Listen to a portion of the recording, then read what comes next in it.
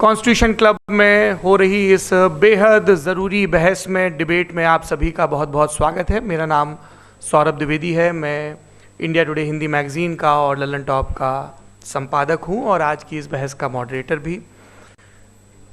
इससे पहले कि ये बहस, जिसका शीर्षक, जिसका टॉपिक है डज गॉड एग्जिस्ट, ये शुरू हो दो विद्वानों के बीच जिनके नाम हैं श्री जावेद अख्तर और श्री मुफ्ती शमाइल नदवी जी, मैं कुछ बुनियादी चीज़ें आप लोगों को बता दूं ताकि ये बहस व्यवस्थित ढंग से चले, वैसे नहीं जैसी बहसों को देखने के हम इन दिनों आदी हो गए हैं।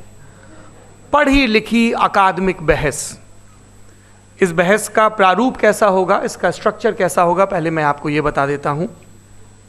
सबसे पहले नौजवान विद्वान मुफ्ती शमाइल नदवी जी 10 मिनट अपनी दलीलें आप लोगों के सामने रखेंगे।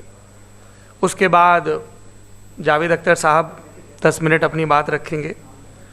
उसके बाद जिसको हम अंग्रेज़ी में रिबटल कहते हैं, एक जवाबी दौर रहेगा कि आपने जो कहा मैं उससे मुतमईन हूँ कि नहीं हूँ, और हमने जो कहा।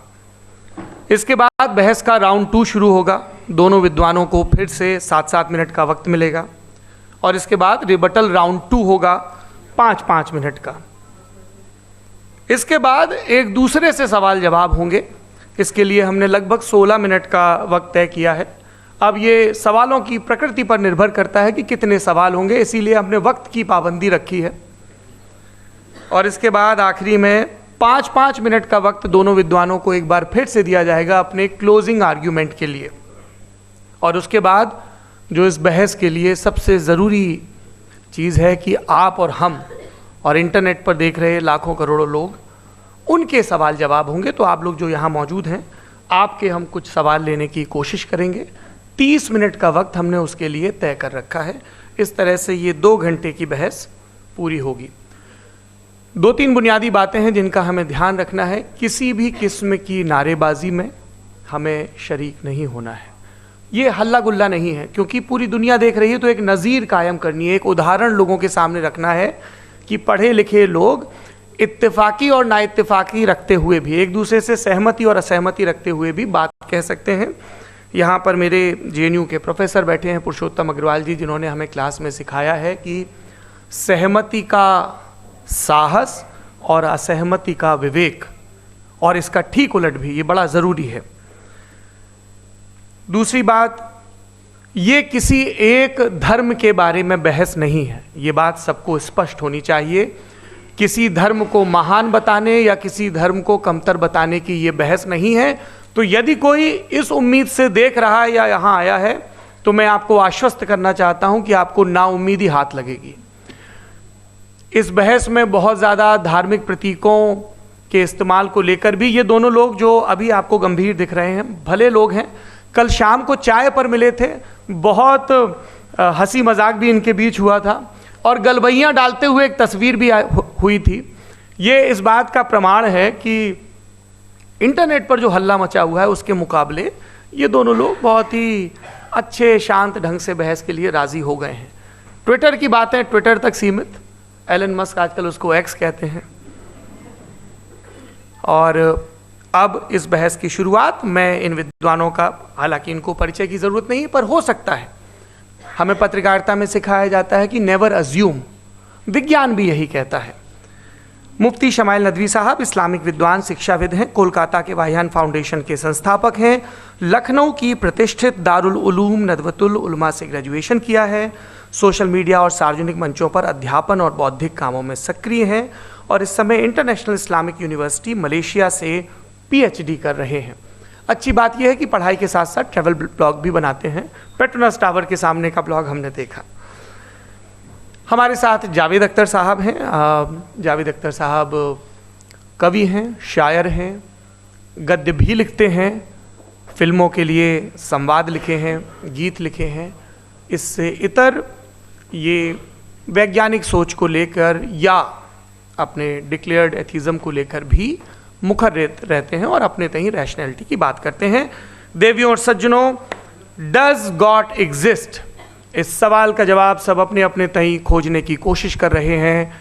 कोई इसको गॉड डैम पार्टिकल की खोज बताता है, कोई गॉड पार्टिकल की खोज बताता है, कोई हिग्स बोसान की खोज बताता है, कोई ये सवाल जवाब तलाशने की कोशिश करता है कि मास एग्जिस्टेंस में आखिर आया कैसे, हुआ क्या था, सृष्टि के पहले, समय के पहले क्या था। और कोई ये कहता है कि ये सारी खोजें जिस मस्तिष्क में हो रही हैं प्रकृति के क्रम में, वो कैसे विकसित हुआ। मैं उम्मीद करता हूँ कि हम आज इन बुनियादी सवालों के कुछ जवाब हासिल करने में कामयाब हूँ। मैं सबसे पहले मंच पर आमंत्रित कर रहा हूँ मुफ्ती शमाइल नदवी साहब को। आइए सर जी।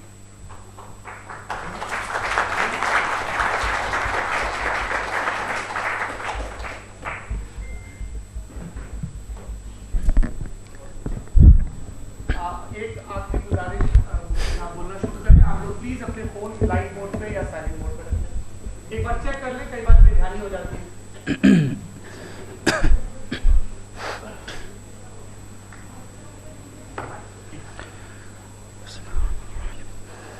तमाम तारीफ़ें उस क्रिएटर के लिए जिसने इस यूनिवर्स को एक मकसद के तहत पैदा किया है। रिस्पेक्टेड जनाब जावेद अख्तर साहब, मिस्टर सौरभ द्विवेदी और respected audience, thank you all for being here today. आज की डिबेट में चूँकि हम बात करने वाले हैं डज गॉड एग्जिस्ट के टॉपिक पर, तो ये एक ऐसा टॉपिक है जिसके मुताल्लिक कोई भी डिसीजन लेने के लिए अलग अलग स्टैंडर्ड्स हो सकते हैं। लिहाजा डिबेट के शुरू में ये ज़रूरी है कि हम ये जान लें कि आज के इस टॉपिक में कौन सा स्टैंडर्ड सही होगा और कौन सा गलत होगा। सबसे पहला स्टैंडर्ड जिसे मैं समझता हूं कि हमारे रिस्पेक्टेड जनाब जावेद अख्तर साहब बड़ी तेज़ी के साथ उसकी तरफ लपकेंगे, वो है साइंस। जबकि साइंस दर हकीकत खुदा के एग्जिस्टेंस को डायरेक्टली साबित करने या उसके एग्जिस्टेंस को डिनाई करने के लिए स्टैंडर्ड नहीं बन सकती। और उसकी वजह क्या है, ये मैं नहीं कह रहा, ये वो लोग कह रहे हैं जो साइंस के एक्सपर्ट्स हैं। नेशनल एकेडमी ऑफ साइंस कहती है science doesn't have the processes to prove और disprove the existence of God. Why? क्योंकि साइंस का ताल्लुक एम्पेरिकल एविडेंस से है और एम्पेरिकल एविडेंसेस का ताल्लुक हमारे नेचुरल और फिजिकल वर्ल्ड से है, जबकि गॉड नॉन फिजिकल और सुपर नेचुरल रियलिटी है। लिहाजा नॉन फिजिकल रियलिटी को आप उस टूल के साथ नहीं चेक कर सकते जिसका काम फिजिकल रियलिटी को तलाश करना है। लिहाजा आज इस डिबेट में गॉड की एग्जिस्टेंस को साबित करने या उसे डिनाई करने में साइंटिफिक एविडेंस को एक्सेप्ट नहीं किया जाएगा। दूसरा स्टैंडर्ड हो सकता है रेविलेशन, कि रेविलेशन के जरिए हम ये साबित करें कि गॉड एग्जिस्ट करता है या नहीं। लेकिन ये स्टैंडर्ड भी आज इररेलेवेंट है। क्यों? क्योंकि रेविलेशन मेरे नज़दीक सोर्स ऑफ नॉलेज है, वैलिड सोर्स ऑफ नॉलेज है, लेकिन हमारे जावेद अख्तर साहब के नज़दीक ये वैलिड सोर्स ऑफ नॉलेज नहीं है। लिहाजा आज की डिबेट में मैं एक भी एविडेंस किसी भी मजहबी स्क्रिप्चर से नहीं दूंगा ताकि जावेद अख्तर साहब के लिए वो अनएक्सेप्टेबल ना हो। तीसरा जो मेयार हो सकता है वो है ऑब्जर्वेशन, कि भाई कोई कहे कि हमें खुदा दिखाओ, अगर है तो दिखाओ, या ये कि खुदा के एग्जिस्टेंस पर एम्पेरिकल एविडेंस दो, तो ये है दर हकीकत गलत टूल का इस्तेमाल करना। ये ऐसा ही है कि जावेद साहब मुझसे ये मुतालबा करें कि मुफ्ती साहब आप मेटल डिटेक्टर के ज़रिए प्लास्टिक डिटेक्ट करके दिखाएं। अब चूंकि प्लास्टिक डिटेक्ट नहीं हो पा रही है लिहाजा plastic does not exist. No, you are using the wrong tool. इस टूल से प्लास्टिक को डिटेक्ट नहीं किया जाता। लिहाजा मैं समझता हूं कि गॉड के एग्जिस्टेंस पर एम्पेरिकल एविडेंस का मुतालबा करना एक बचकाना मुतालबा है, और हमारे रिस्पेक्टेड जनाब जावेद अख्तर साहब इस स्टेज से अब बहुत आगे निकल चुके हैं। अब बचता है एक ही स्टैंडर्ड, और वो स्टैंडर्ड है अक्ल, लॉजिक, रीजनिंग। और यही वो स्टैंडर्ड है जिसके तहत गॉड के एग्जिस्टेंस को साबित किया जाएगा या गॉड की एग्जिस्टेंस को डिनाई किया जाएगा। लेकिन चूंकि ये बहुत इंपॉर्टेंट और सेंसिटिव टॉपिक है, इसलिए लॉजिकल आर्ग्यूमेंट भी ऐसा होना चाहिए जो डेफिनेटिव हो, इनडेफिनेटिव ना हो, जो 2 और 2 4 की तरह बिल्कुल वाजे हो, जिसे लॉजिकली रिजेक्ट करना पॉसिबल नहीं हो। फॉर एग्जाम्पल हम कहें हमारे रिस्पेक्टेड मिस्टर सौरभ साहब, ये एक इंसान है और तमाम इंसान कॉन्शियस बीइंग है, लिहाजा नतीजा क्या निकला, हमारे सौरभ साहब भी कॉन्शियस बीइंग है। क्या ये इनडेफिनेट आर्ग्यूमेंट है या डेफिनेट आर्ग्यूमेंट है? ये डेफिनेट आर्ग्यूमेंट है, ये 2 और 2 की तरह वाजे है, इसमें किसी तरह जो है लॉजिकली इसको रिजेक्ट नहीं किया जा सकता। तो अगर आज हमारे जावेद अख्तर साहब ऐसी कोई अकली दलील और लॉजिकल एविडेंस दें खुदा के ना होने पर जो डेफिनेट भी हो, तो मैं ये ऐलान करता हूं कि यकीनन मैं उस एविडेंस को कबूल करूंगा और उस पर गौर करूंगा। लेकिन साथ में ये भी ऐलान कर देता हूं प्रेडिक्शन के तौर पर कि ऐसा कोई डेफिनेट आर्ग्यूमेंट कोई नहीं पेश कर सकता। दलील हम देंगे और डेफिनेटिव दलील देंगे, लॉजिकल दलील देंगे, ऐसी दलील देंगे जो एंटायर एथिस्टिक वर्ल्ड उसे रेफ्यूट नहीं कर सकती। चलें अब हम एक एग्जाम्पल सोचते हैं, एक सिनेरियो, सिंपल सिनेरियो, तमाम ऑडियंस से गुजारिश है, हम और आप एक आइसोलेटेड आइलैंड पर हैं, ऐसा आइलैंड जहां पे हमसे पहले कोई कभी नहीं गया। चलते चलते आपके सामने अचानक आपने देखा एक पिंक कलर की बॉल पड़ी हुई है। सबसे पहला सवाल आपके जहन में क्या आएगा कि ये बॉल यहां क्यों आई, कैसे आई, ये पिंक कलर की ही क्यों है, कोई और कलर भी हो सकता था, ये इसी शेप में क्यों है, कोई और शेप भी हो सकता था। नेचुरली आप इस तरफ पहुंचेंगे कि कोई ना कोई है जिसने इन स्पेसिफिक प्रॉपर्टीज के साथ इस बॉल को बनाया है और यहां पे रखा है। चूंकि आप जानते हैं कि ये जो बॉल है इसका एग्जिस्ट करना जरूरी नहीं है, ये एग्जिस्ट कर भी सकती थी, नहीं भी कर सकती थी, और एग्जिस्ट करना ही था तो किसी और फॉर्म में करती, किसी और कलर में करती। अब आप इस बॉल को एक्सपैंड करते चले जाएं, एक्सपैंड करते चले जाएं, एक्सपैंड करते चले जाएं, यहां तक कि ये बॉल यूनिवर्स के साइज की हो जाए। बताइए कि क्या साइज के बढ़ जाने से सवाल बदल जाएगा? हरगिज नहीं बदलेगा, अभी भी सवाल रहेगा ये यूनिवर्स कहां से आया, इन स्पेसिफिक प्रॉपर्टीज के साथ कहां से आया, क्यों आया, किसने बनाया, ये सवाल उस वक्त भी वैलिड रहेगा। लेकिन ये सवाल अगर हम जनाब जावेद अख्तर साहब से करें तो चूंकि इनका वर्ल्ड व्यू एथिस्टिक है, और सिर्फ इनका नहीं, मतलब जितने भी एथिस्ट हैं और एथिस्टिक वर्ल्ड व्यू को रखने वाले से अगर आप ये सवाल करें कि ये यूनिवर्स कहां से आया, तो इनका जवाब या तो आर्ग्यूमेंट फ्रॉम इग्नोरेंस होगा या डॉगमेटिक होगा। या तो ये कहेंगे कि मुझे नहीं पता कि ये कहां से आया, लिहाजा गॉड डज नॉट एग्जिस्ट, ये आर्ग्यूमेंट फ्रॉम इग्नोरेंस है। या ये कहेंगे कि ये यूनिवर्स खुद ब खुद बन गया, इसका मतलब ये है कि उस बॉल को भी खुद ब खुद बन जाना चाहिए, लेकिन बॉल के ताल्लुक से ये एक्सप्लेनेशन एक्सेप्ट नहीं की जाएगी कि खुद ब खुद बन गई, लेकिन यूनिवर्स के ताल्लुक से कर दिया जाएगा। इसे हम दूसरे अल्फाज में डॉगमा भी कह सकते हैं। दूसरी चीज़, हमारे जावेद अख्तर साहब ज़रूर गॉड ऑफ गैप्स की मिसाल भी ज़रूर देंगे, और मिसाल देंगे कि पहले ज़माने में बिजलियाँ कड़कती थी तो लोगों ने किसी एक खुदा की तरफ, और बारिश होती थी तो दूसरे खुदा की तरफ मंसूब कर दिया, उनके पास दलील नहीं थी।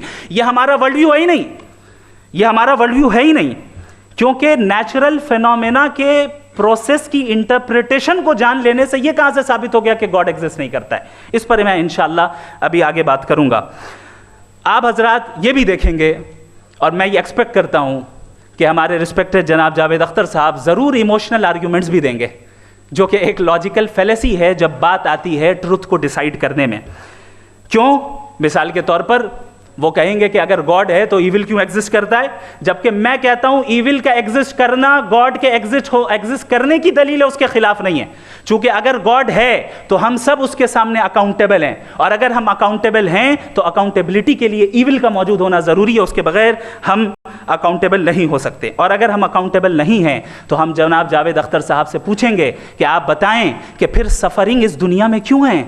अगर खुदा नहीं है तो सफरिंग क्यों है? और उन लोगों के जज्बे का क्या जिनके अंदर सफरिंग के बाद इंतकाम लेने का जज्बा पाया जाता है और वो इस दुनिया से ऐसे ही चले गए, क्या उनकी सारी तकलीफें बेकार चली जाएंगी?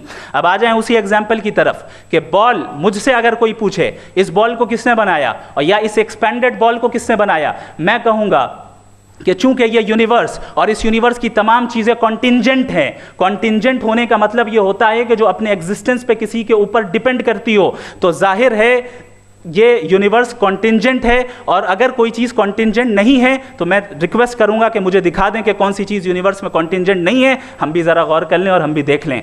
और जब कॉन्टिंजेंट चीज़ें मौजूद हैं तो फिलोसोफर्स की इस्तिलाह के मुताबिक, हम उस टर्मिनोलॉजी के मुताबिक हम उस जगह तक पहुंचते हैं और उस हस्ती तक पहुंचते हैं जिसे नेसेसरी बीइंग कहा जाता है, कि ये वो नेसेसरी बीइंग है जिसका मौजूद ना होना नामुमकिन हो। चूंकि अगर ये मौजूद ना हो तो सारी चीज़ें एग्जिस्टेंस में आएंगी ही नहीं, और ये सारी कॉन्टिंजेंट चीज़ें उसी के ऊपर डिपेंड करती हैं। अब अगर आप ये सवाल करते हैं कि फिर उस हस्ती को किसने बनाया, फिर उसका कॉज क्या है, फिर उसका कॉज क्या है, फिर उसका कॉज क्या है, और एंडलेसली चले जाएं, इसे हम कहते हैं इन्फिनिट रिग्रेस ऑफ कॉजेज, जो कि लॉजिकल फैलेसी है। कॉन्सेप्चुअली इन्फिनिटी पॉसिबल है। मिसाल के तौर पे न्यूमेरिकल्स 1 2 3 गिनते चले जाएं, इन्फिनिट नंबर्स हैं। मैं कॉन्सेप्चुअली बात नहीं कर रहा, प्रैक्टिकली रियलिटी में साबित करके दिखाएं कि infinite regress of causes possible हैं या नहीं। अगर पॉसिबल हैं तो हम मान लेंगे, मिसाल दे दें, और पॉसिबल नहीं है तो एक ही ऑप्शन बचता है जिसे हम कहते हैं नेसेसरी बीइंग। ऐसी नेसेसरी बीइंग जो इंडिपेंडेंट है, क्योंकि अगर वो डिपेंडेंट हुई तो वो नेसेसरी नहीं रहेगी। ऐसी इंडिपेंडेंट बीइंग जो इटर्नल है, अगर वो इटर्नल नहीं होगी, उसकी बिगिनिंग होगी तो वो खुद कॉन्टिंजेंट है। ऐसी बीइंग जो पावरफुल है, क्योंकि कॉन्टिंजेंट को एक्चुअलाइज करने के लिए पावर चाहिए। ऐसी बीइंग जो इंटेलिजेंट है और नॉलेजेबल है, क्योंकि ये यूनिवर्स स्पेसिफिक फॉर्म और स्पेसिफिक लॉज ऑफ नेचर के तहत प्रिसाइजली चल रहा है। Thank you. थैंक यू मुफ्ती साहब। मैं इन दलीलों के बाद जावेद अख्तर साहब से गुजारिश करूंगा, आप बैठ के बोलना चाहेंगे या वहाँ? जी।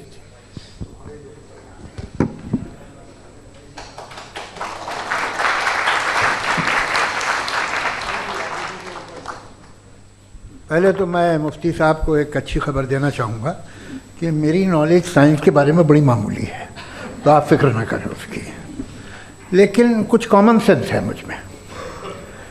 देखिए, ये खुदा का तस्वुर कोई नया तस्वुर नहीं है, ये सदियों से रहा है।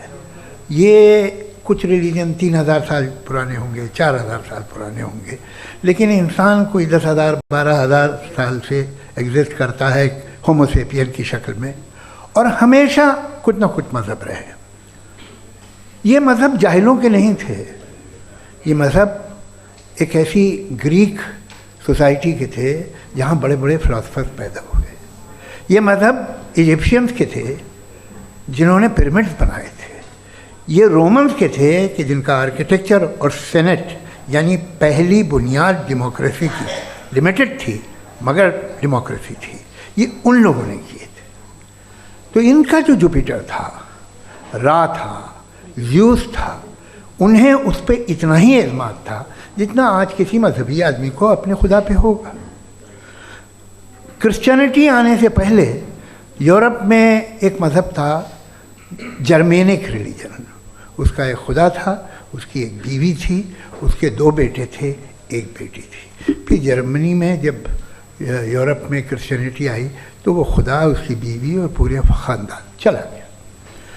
तो हमने, अगर हम हिस्ट्री देखें तो खुदा जो हैं वो ज़्यादातर फ़ानी हैं, वो हमेशा रहे नहीं।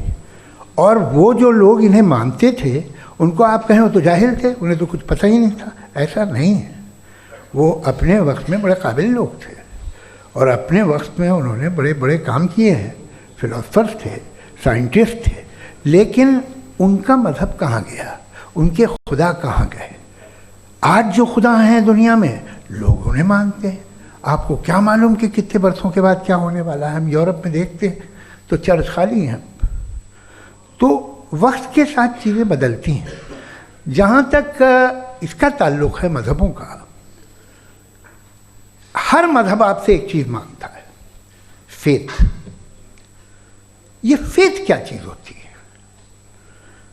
What is the difference between faith and belief? ये तो बहुत ही अहमखाना बात होगी कि कोई आदमी कहे साहब अगर खुदा है तो मुझे दिखाइए। ये तो जाहिलाना बात हुई। मैंने तो नॉर्थ पोल नहीं देखा है, मगर मैं मानता हूँ कि नॉर्थ पोल है। मैं क्यों मानता हूँ? इसलिए कि अगर ये दुनिया राउंड है तो उसका कोई टॉप होगा। कुछ लोग हैं जो वहाँ गए भी हैं, कॉमन सेंस कहता है कि ऐसा होगा, सबूत है, गवाह है, रीज़न है। तो ये मेरा फेथ नहीं है। तो फेथ में और बिलीफ में डिफरेंस क्या है?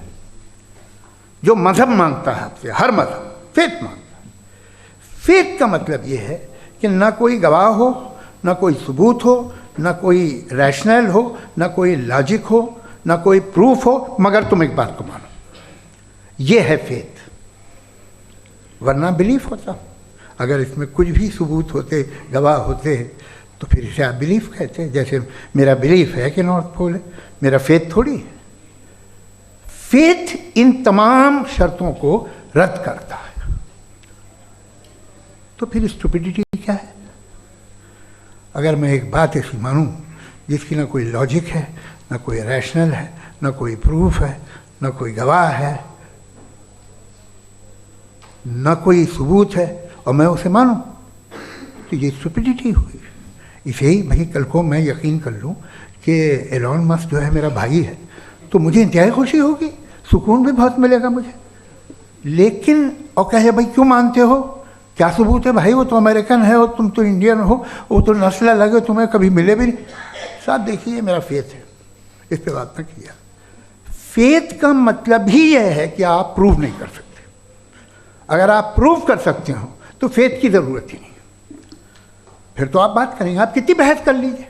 अल्टीमेटली दुनिया का हर मज़हब फेथ पे टिका है, और फेथ का मतलब है एक ऐसा यकीन जिसका कोई सबूत, कोई गवाह, कोई रैशनल नहीं। अब आप ये कहें, क्या आप ये क्यों कह रहे हैं कि साहब ये कायनात किसने बनाई?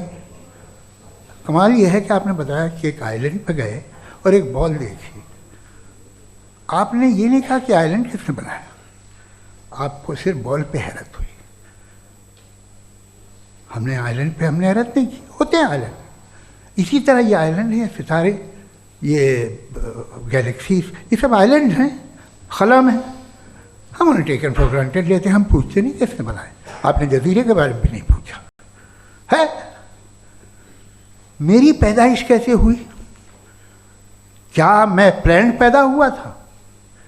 आई was plan to be born, या एक लकी स्पर्म था जो किसी एक से चिपक गया? मेरी पैदाइश रैंडम। और इंसाफ जिसे आप कहते हैं, इंसाफ का तो नेचर से कोई वास्ता ही नहीं है। जो आप कहते हैं कि एक दिन इंसाफ मिलेगा, इंसाफ is a human concept. Nature में कोई इंसाफ नहीं। अगर शेर हिरन को खा जाता है तो उसे कोई सजा नहीं मिलती। अगर एक आंधी आती है और हरे भरे पेड़ों को उखाड़ के फेंक देती है तो आंधियों की जेल नहीं होती है।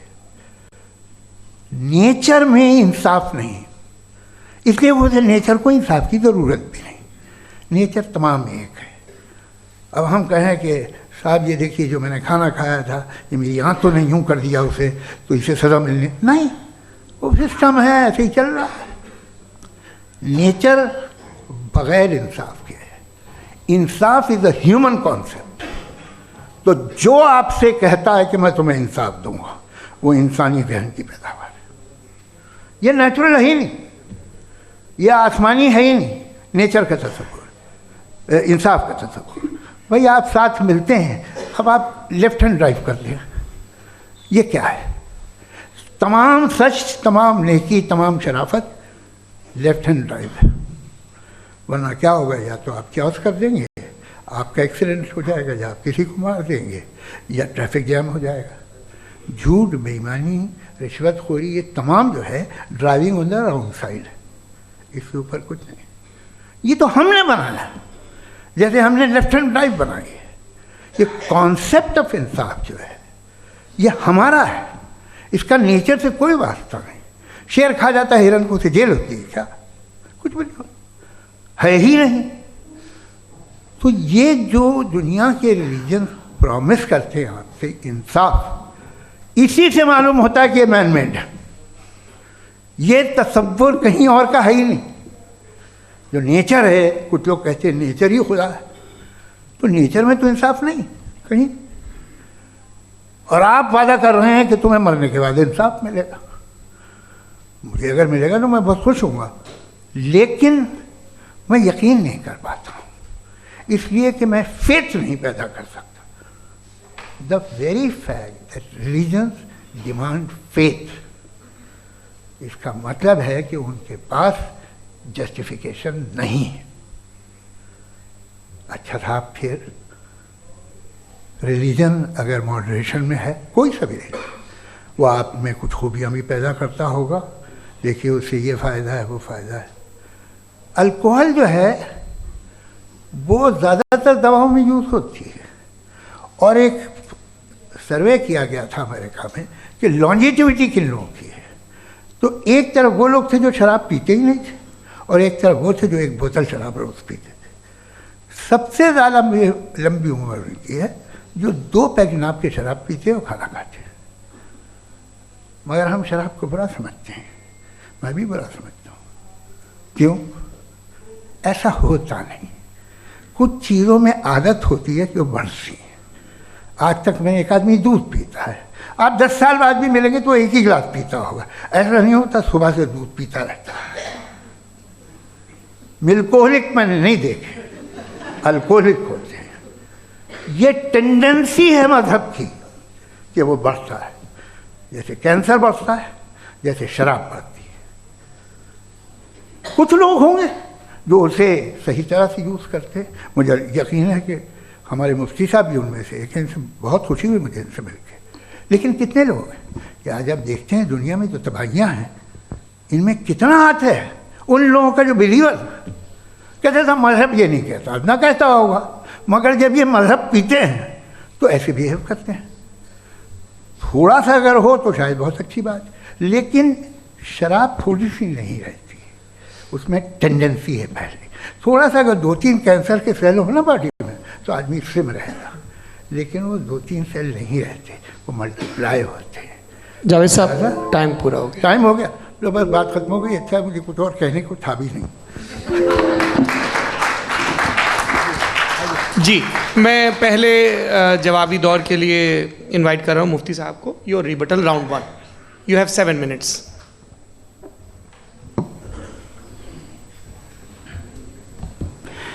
Thank you very much Javed साहब, आपकी बात को सुनकर बड़े महजूज हुए हम लोग। महजूज, डू यू अंडरस्टैंड?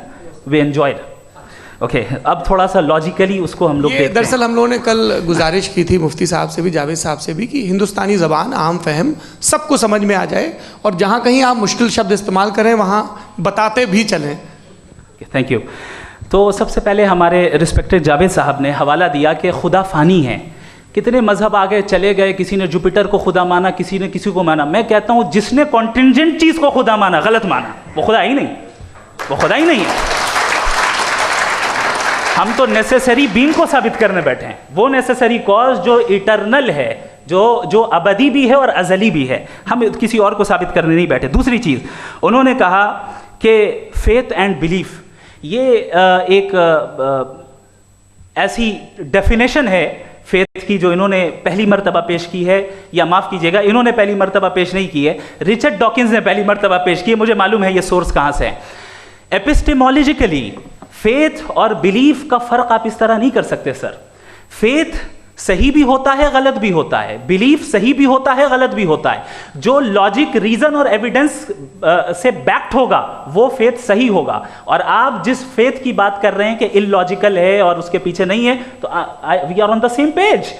हम नहीं मानते उस फेथ को, जो फेथ ऐसा हो जिसके पीछे कोई लॉजिक ना हो, एविडेंस ना हो, हम नहीं मानते। हम तो उस फेथ के कायल हैं जिसके पीछे लॉजिक हो और एविडेंस हो। तो बिलीफ सही भी होता है, गलत भी होता है, फेथ भी सही होता है और गलत भी होता है। तो आज फेथ और बिलीफ के डिफरेंस पे बात नहीं हो रही है। आज आप चाहे फेथ एक्सेप्ट कर लें या बिलीफ एक्सेप्ट कर लें, आज ये बात होगी कि ट्रूथ क्या है, चाहे ट्रू बिलीफ सही है या ट्रू फेथ सही है, और फॉल्स फेथ क्या है और फॉल्स बिलीफ क्या है, बात इस पे हो रही है। दूसरी चीज इन्होंने पूछा, स्टुपिडिटी फिर क्या है? अगर फेथ रिलीजन स्टुपिडिटी नहीं है तो और क्या है? चूंकि फेथ का मुतालबा करते हैं तो स्टुपिडिटी क्या है? मैं कहता हूं स्टुपिडिटी एथिज्म है। उसकी वजह यह है कि आप एक सड़क पे जा रहे हो और आप किसी गार्डन में जाएं और देखें वहां लिखा है फूलों के साथ I love Javed Akhtar and I really do, I love you sir. तो जब आप वहां पर पहुंचे तो वहां पहुंचकर अब ये बताएं, क्या आप ये कहेंगे wow what a natural selection?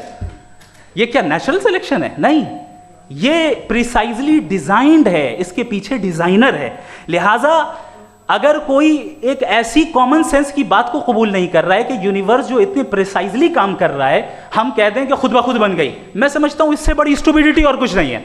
ये इर्रेशनल चीज है। फिर हमारे सर ने कहा कि आपने बॉल पे फोकस किया, आइलैंड पे फोकस नहीं किया। अरे आइलैंड को किसने बनाया यही समझाने के लिए तो बॉल की मिसाल दे रहा हूं। और बॉल भी कॉन्टिंजेंट है, आइलैंड भी कॉन्टिंजेंट है, दोनों नेसेसरी बीइंग का मुतालबा करते हैं। आगे इन्होंने कहा कि नेचर में कोई इंसाफ नहीं है, हम डिसाइड करते हैं कि मोरालिटी क्या होती है, इंसाफ क्या होता है, हम डिसाइड करते हैं। जैसे ड्राइविंग सीट में ट्रैफिक वाला, ये तो किसी खुदा ने नहीं कहा, ये है, इसे कहते हैं फॉल्स इक्विवेलेंस। ये एक लॉजिकल फेलेसी है। आपने जो है मिसाल दी ड्राइविंग की और ट्रैफिक की, ये सब्जेक्टिव मोरालिटी है। आप सब्जेक्टिव मोरालिटी को मिसाल बनाकर ऑब्जेक्टिव मोरालिटी के ऊपर नहीं थोप सकते। इंसाफ की ऑब्जेक्टिव मोरालिटी। अगर आप ये कहते हैं कि नेचर में इंसाफ नहीं है तो इंसाफ का न होना ये नेचुरल हुआ, तो फिर नेचर को नेचर रहने दे, क्यों हम इतना स्ट्राइव कर रहे हैं दुनिया में इंसाफ लाने के लिए? ये तो इलॉजिकल बात है, इर्रेशनल बात है। इसलिए बहुत सी चीजें ऐसी हैं जो ऑब्जेक्टिवली जो है इविल या गुड हैं, और बहुत सी चीजें ऐसी हैं जो सब्जेक्टिवली हैं। सब्जेक्टिवली जो मोरल होता है या इमोरल होता है उसको हम सोशल कंसेंसस से या पर्सनल प्रेफरेंस से डिसाइड करते हैं। लेकिन जो ऑब्जेक्टिव मोरालिटी है जिसमें इंसाफ आया, जो इन्होंने बार बार रिपीट किया, ये ऑब्जेक्टिव है, सब्जेक्टिव नहीं है। अगर आप कहते हैं ये सब्जेक्टिव है तो मेरा सवाल आपसे ये है, क्या सोशल कंसेंसस के जरिए अगर जुल्म को सही करार दे दिया जाएगा तो आप जुल्म को जस्टिफाई करेंगे? दूसरी चीज इन्होंने ये कहा कि 2 पैक शराब पी लें तो वो उतने पे नहीं रहता, बढ़ जाता है। यही मामला मजहब के साथ है, 2 पैक आप पी लें बढ़ेगा। तो ये एक ऐसी मिसाल है, इसको कहीं भी फिट कर लें कि आप एथिज्म पे जब फिट करें, जब आप 2 पैक एथिज्म का लेंगे ना तो वो बढ़ बढ़ के नॉर्थ कोरिया बनेगा। Thank you.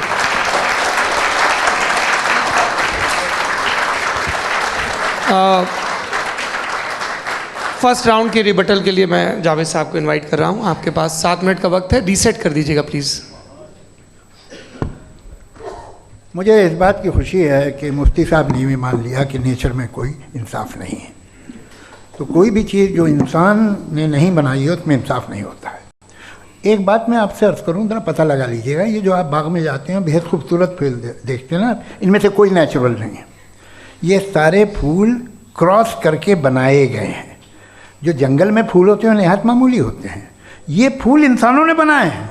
जो आप बाग में देख के वाह वाह कहते हैं, ये इंसानों के बनाए हुए हैं। डिफरेंट फूलों को क्रॉस करके, डेवलप करके, फिर क्रॉस करके इस तरह से बनाए गए। नेचुरल फ्लावर नहीं। किसी जंगल वीरान में जाके आप गुलाब के फूल नहीं देखेंगे। ये सब बनाए हुए इंसान ने, बहुत से काम इंसान ने किए। बाकी है कि आपने मेरी एक बात का जवाब नहीं दिया, जिससे मुझे शिकायत है कि फेथ क्या है और आप फेथ मांगते क्यों हैं मुझसे? आप तो लॉजिकल हैं, आपके पास तो सारे रैशनल्स हैं, आपके पास सारे सबूत हैं, तो आपको फेथ की डिमांड क्यों करते हैं कि भाई तुम सरेंडर कर दो और सवाल मत करो?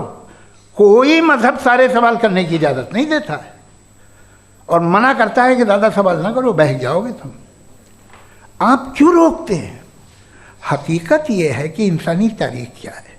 इंसानी तारीख ये है कि दुनिया में 2 तरह के लोग हुए हैं। एक वो जिन्होंने अपनी लाइल्मी की परस्तिश की है, दूसरे वो जिन्होंने अपनी इग्नोरेंस या लाइल्मी से झगड़ा किया है और मालूम किया है कि क्या है। ये जो आप कह रहे हैं, आज आप हैरान हैं कि भाई ये यूनिवर्स कैसे बनी। लोग हैरान थे कि सूरज डूबता है तो इधर से कैसे निकलता है। और आप एक कदम जाके हमेशा का मानने को तैयार है, एक कदम पीछे ही मान जाइए। भाई आप इसके बाद जाते हो, कहते सवाल ना करना कि ये कहाँ से आया, ये पावर तो हमेशा से हमेशा रहेगी। तो आप यूनिवर्स के बारे में मानने में क्या तकलीफ है? एक कदम पहले रुक जाइए।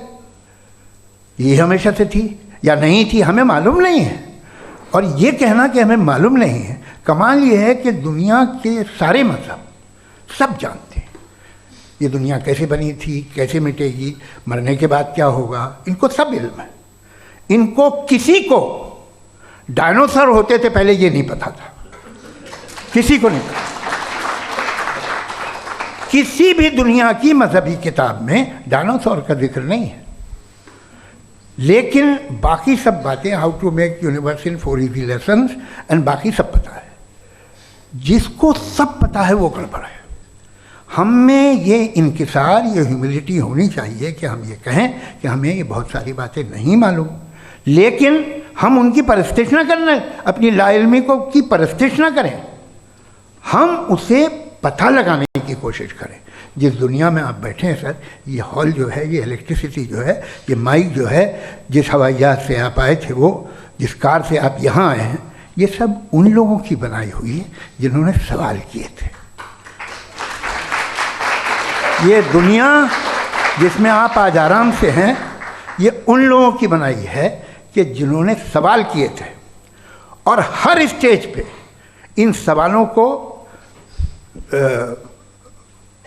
मकरूह कहा गया था, गलत कहा गया था। आप ज़रा तारीख़ पढ़िए, एक बड़ी दिलचस्प किताब है बर्ट्रैंड रसेल की, जिसमें उसने रिलीजन एंड साइंस कि कब से रिलीजन जो है साइंस के अगेंस्ट है। और हद तो ये है कि भाप के इंजन के खिलाफ थे, स्टीम इंजन के भी खिलाफ थे, और फतवे हुए उन पर, वेटिकन ने दिए। तो ये हमेशा, अभी जैसे ही ये राइट विंगर आते हैं अमेरिका में पावर में, तो वो जो अपना ये क्या बोलते हैं उसे, सीड क्या बोल रहे, सीड क्या जो, हाँ नहीं सीड जो होते हैं जिन पे जी, नहीं भाई, वो जो ह्यूमन बॉडी के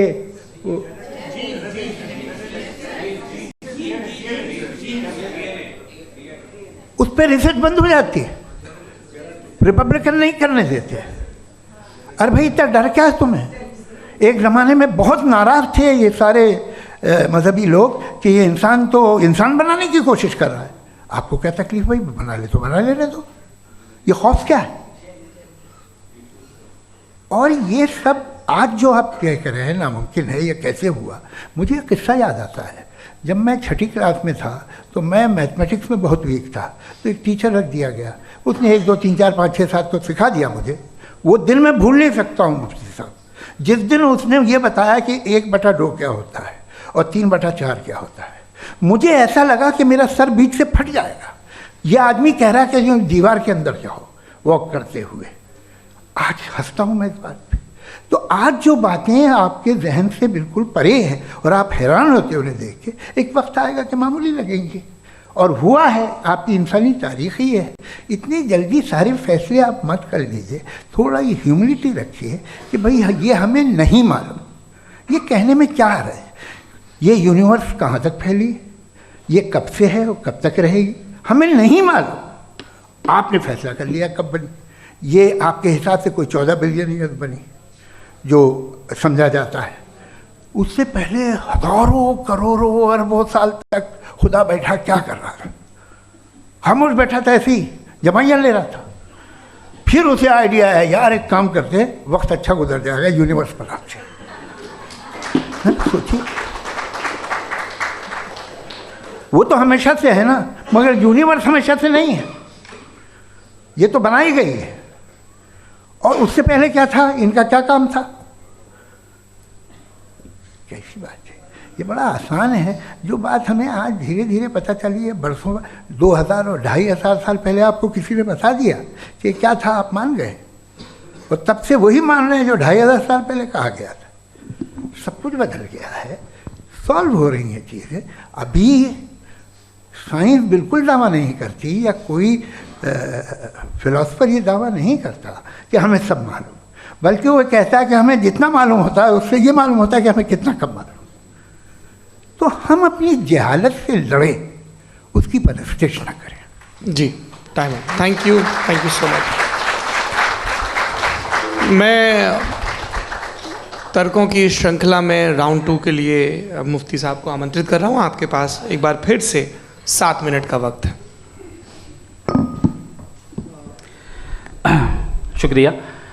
जनाब जावेद अख्तर साहब कई मर्तबा दोहरा रहे हैं कि फ़ेथ का मतलब बताइए, फ़ेथ का मतलब बताइए। मैंने बता दिया, फ़ेथ सही भी होता है, गलत भी होता है। और आज हम फ़ेथ पे बात नहीं कर रहे, हम ट्रुथ और डज गॉड एग्जिस्ट पे बात कर रहे हैं। क्या डज गॉड एग्जिस्ट, ये ट्रुथ यानी गॉड है या नहीं है, इसमें से दोनों ट्रुथ क्या है। अब आप उसे फेथ कह लें, बिलीफ कह लें, नॉट माई बिजनेस। उसके बाद आपने कहा कि भाई सवाल करने से मजहब रोकता है। मैं कहता हूं जो रोकता है वो रोकता होगा, मैं नहीं रोकता, बल्कि सवाल करें, सवाल करना चाहिए। सवाल कर करके तो हम आगे बढ़ते हैं, तरक्की करते हैं, और इसीलिए मैं आज यहाँ पे आया हूँ। लेकिन सवाल सिर्फ खुदा से नहीं होगा, आपसे भी होगा। सवाल एथिज्म से भी होगा, सवाल सिर्फ मजहब से नहीं होगा, सबसे होगा। और आज मैं सवाल करूंगा और उम्मीद है कि आप जवाब देंगे। अभी तक आपने वैसे कॉन्टिंजेंसी आर्गुमेंट का कोई जवाब नहीं दिया है। चलें, आपने कहा यूनिवर्स के बारे में इटर्नल क्यों नहीं बोल देते। ये चूंकि लॉजिकली पॉसिबल ही नहीं है कि यूनिवर्स इटर्नल हो। यूनिवर्स एक कॉन्टिंजेंट चीज़ है जो टाइम एंड स्पेस के पाबंद है, टाइम एंड स्पेस से बाउंड है। जो टाइम एंड स्पेस से बाउंड होगा वो कॉन्टिंजेंट होगा, जो कॉन्टिंजेंट होगा वो उसकी बिगिनिंग हुई होगी, जिसकी बिगिनिंग हुई होगी वो इटर्नल नहीं हो सकता। ये तो कॉमन सी बात है। आपने कहा कि किसी मजहबी किताब में डायनासोर का जिक्र नहीं है। अफसोस कि आज तक किसी मैथमेटिक्स की किताब में मुझे डायनासोर का जिक्र नहीं मिला। तो इसका मतलब मैथमेटिक्स की किताब बेकार है? नहीं, उसका वो टॉपिक नहीं है। रेवलेशन का और मजहबी किताबों का टॉपिक ये नहीं है कि आपको आके बताए साइकिल कैसे बनाते हैं, या आकर ये बताएं कि जो है डायनासोर कब था। वो तो मोरालिटी सिखाने आया है, गॉड के बारे में बताने आया, नॉन फिजिकल रियलिटी की हकीकत को सिखाने के लिए आया। रिलीजियन साइंस को रोकता है? नहीं रोकता। अगर रोकता है तो गलत करता है। रिलीजियन साइंटिज्म को रोकता है, जिसमें हमारे जावेद साहब मुब्तला हैं। साइंस और साइंटिज्म में फर्क है। साइंटिज्म यह है कि आप समझें कि साइंस और साइंटिफिक मेथोडोलॉजी ये नॉलेज को हासिल करने का वाहिद सोर्स ऑफ नॉलेज है। यह है साइंटिज्म। हम इसे रिजेक्ट करते हैं। हम साइंस को तो तरक्की करते हैं। भाई आप हमारी पूरी तारीख कर लें, पढ़ लें तो आपको पता चल जाएगा। बहरहाल ये अलग टॉपिक है। उसके बाद इन्होंने एक लफ्ज़ कहा, वेटिकन ने फतवा दिया। वेटिकन का फतवे से कोई ताल्लुक नहीं है, दोनों कॉन्ट्राडिक्टरी अल्फाज हैं। उसके बाद उन्होंने कहा कि भाई हमें नहीं मालूम। अगर नहीं मालूम तो क्लियरली कह देना कि नहीं मालूम है, इसमें क्या हर्ज है। तो वही तो मैं कह रहा हूं ना कि आप कह दें कि नहीं मालूम, लेकिन क्लेम क्यों कर रहे हैं कि गॉड एग्जिस्ट नहीं कर रहा है।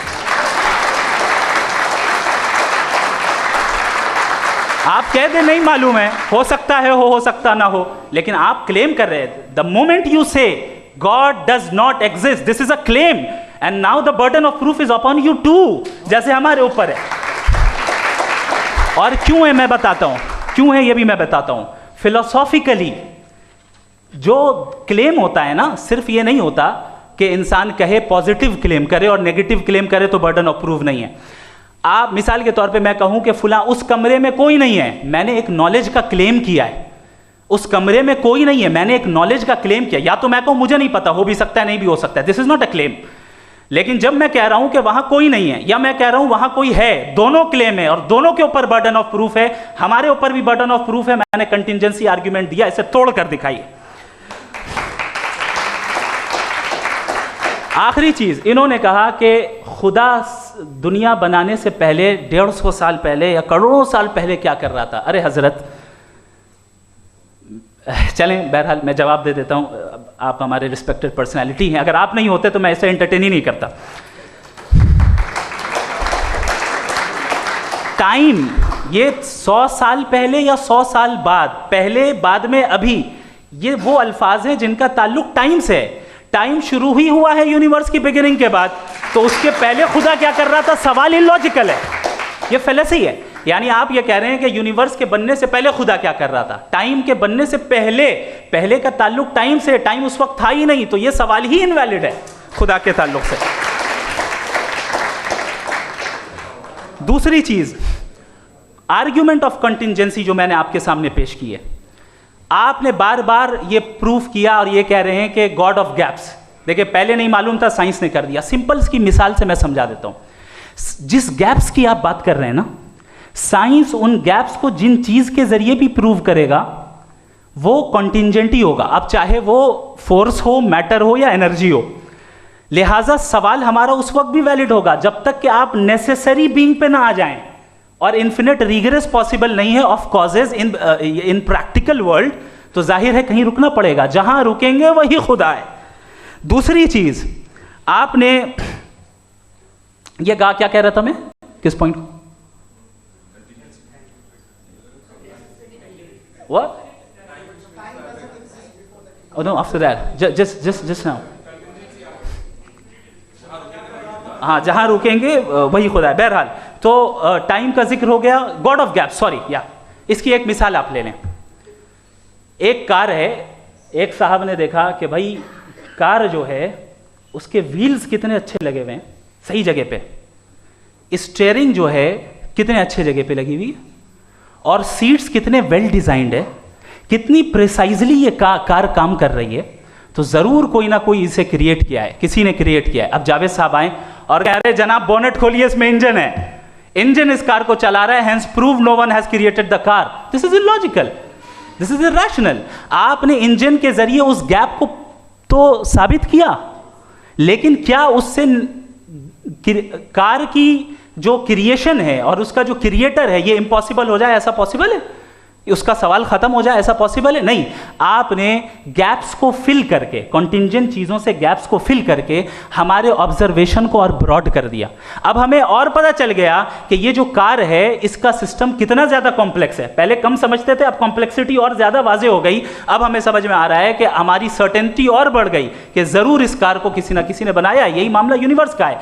साइंस हमेशा फिजिकल वर्ल्ड की चीजों को ही फिल करती जाएगी और फिजिकल चीजों से ही करती जाएगी, चूंकि एम्पेरिकल एविडेंस का ताल्लुक फिजिकल वर्ल्ड से है। आप साइंस के जरिए मेटाफिजिकल रियलिटी को कभी साबित नहीं कर सकते। ये रॉन्ग टूल का इस्तेमाल करना है। ये वही काम है कि आप मेटल डिटेक्टर से प्लास्टिक डिटेक्टर करने चलें, जो कि जाहिर है सही नहीं है। Thank you.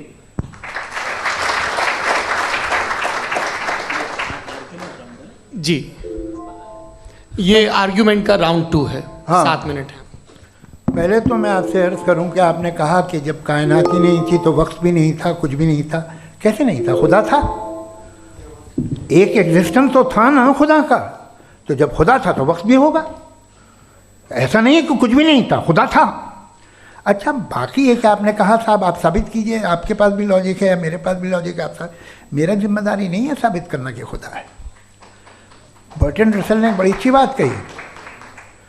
बर्टन रसल ने बड़ी अच्छी बात कही। मैं आपसे अगर ये दावा करूं कि एक चाय की केतली मरीख के चारों तरफ घूम रही है, मार्स के चारों तरफ, तो ये आपका काम नहीं है कि आप साबित करें कि कोई चाय की केतली नहीं है। ये मेरा काम है, मैंने दावा किया है। ये दावा तो मजहबी लोग करते हैं कि खुदा है। मैं क्यों साबित करूं कि नहीं है? जब तक आप मुझे कन्विंस नहीं कर देंगे मैं नहीं मानूंगा। आपकी जिम्मेदारी है, मेरी जिम्मेदारी नहीं है। दोयम ये कि ये जो आप कह रहे हैं, जो गैप्स हैं, ये गैप जब जब किसी मज़हब को चैलेंज करते हैं, जब ऐसा कोई बात आती है तो हंगामा हो जाता है कि जब वो चैलेंज करें किसी फेथ को।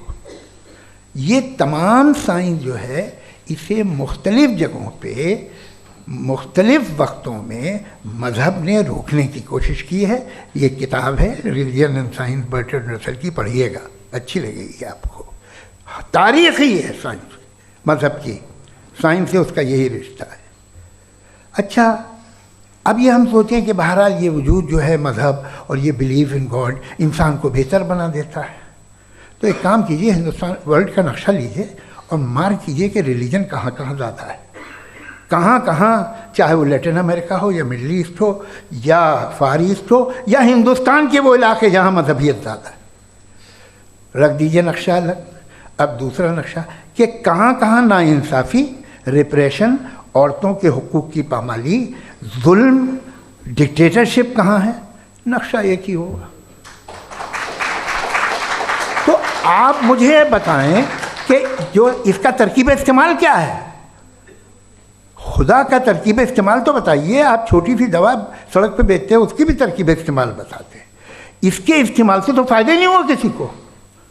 जो सारे के सारे ख़राब मुल्क हैं, ख़राब समाज है, वो सारे जुल्म खुदा के नाम पे करते हैं। वो गलत करते हैं, सही करते हैं, मुझे क्या लेना देना उससे। इस्तेमाल से मालूम होता ना। एक विस्की की बोतल कभी शायद देखी हो आपने, लाल रंग की होती है, उस पर रोशनी और छपड़ा इंतहाई खूबसूरत लगती है, क्या बिगाड़ रही है किसी का? उसका इस्तेमाल गलत है, इसलिए आप उसे नापसंद करते हैं। इसका इस्तेमाल गलत है, इस तसव्वुर का इस्तेमाल ही गलत है और हमेशा से गलत हुआ है। आप देख लीजिए, इंसानी तारीख देख लीजिए, आज देख लीजिए, हिंदुस्तान देखिए, दुनिया देख लीजिए क्या हो रहा है। इसे कैसे इस्तेमाल कर रहे हैं फेथ वाले लोग? क्या फेयर हैं, जस्ट हैं, जो अपने खुदाओं पे यकीन रखते हैं? वो किस तरह के लोग हैं? वो लोगों को इंसाफ देते हैं, वो बेहतर इंसान बने। तो इस दवा का फ़ायदा क्या है? चलो बहुत फ़ायदा हो रहा तो मैं इस्तेमाल कर लूँगा, मुझे तो इस दवा का कोई फ़ायदा दिखता ही नहीं। मुझे तो ऐसा लगता, मैं एक और बात बताऊं, अगर कोई आदमी मजहबी है और अच्छा आदमी है तो मैं उसकी बहुत इज्जत करता हूँ, इसलिए कि मेरा ख्याल है मजहबी आदमी का अच्छा होना मुझसे अच्छा होने से ज़्यादा मुश्किल है।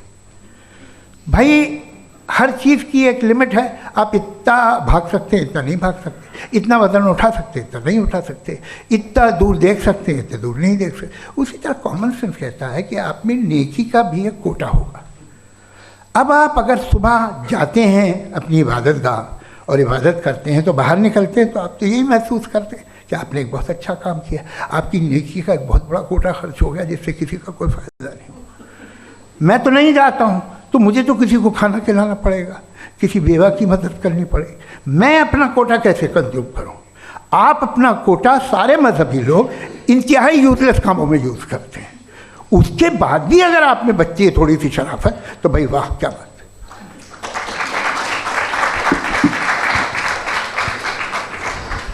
है। एक तो मुझे ये बात बहुत अच्छी लग रही है कि दोनों ही विद्वान समय को मानते हैं और बहुत समय से अपनी दलीलें और बाज़ दफ़ा समय से पहले अपनी तकरीरें पूरी करके अपनी अपनी कुर्सी पर बैठ रहे हैं। ये इस आर्ग्यूमेंट का राउंड 2 पूरा हुआ। अब रिबटल का राउंड 2 है और उसके बाद क्रॉस एग्जामिनेशन होगा। नहीं, आपका आर्ग्यूमेंट हो गया सर। हमारे यहाँ स्कूल के सिलेबस में पंच परमेश्वर कहानी पढ़ाई जाती है, प्रेमचंद जी की लिखी हुई। आप निश्चिंत रहिए, आपके कोई राउंड में मिस नहीं होने दूंगा। रिबटल का राउंड 2 मुफ्ती शमाइल नदवी साहब।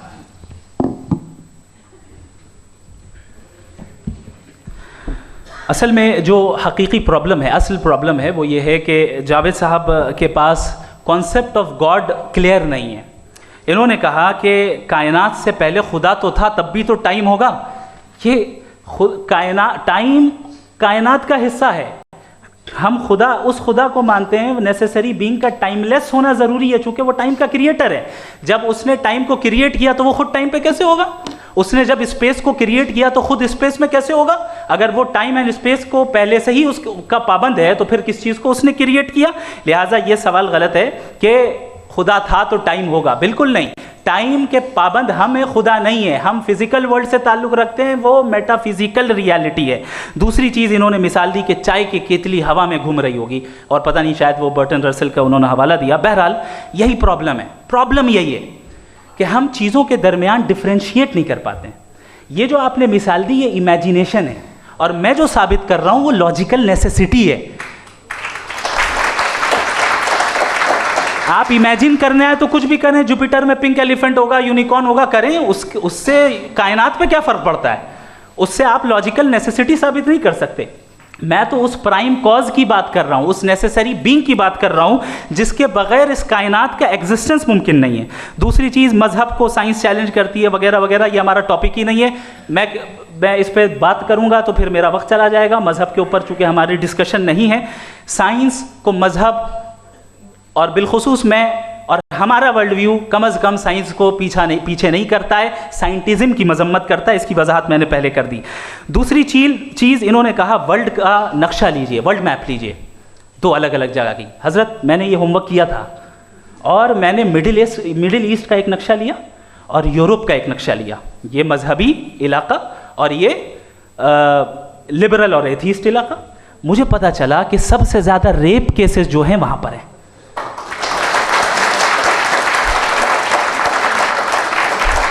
मुझे ये पता चला यूएन की रिपोर्ट के मुताबिक, मैं ये अपने घर से नहीं लेके आ रहा, कि जो वर्किंग वुमेन है यूरोपियन कंट्रीज में, उसमें 81% वुमेन सेक्सुअल हैरेसमेंट का वर्क में शुमार हो रही है। ये मिडिल ईस्ट में नहीं हो रहा है, वो मजहबी लोग हैं इसलिए नहीं हो रहा है।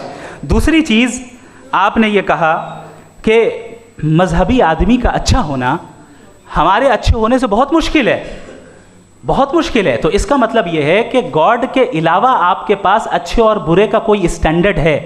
मैं चाहूँगा कि कन्वर्सेशनल स्टाइल वाली डिस्कशन और सेगमेंट पे इसी पे बात कर लेते हैं। Thank you very much.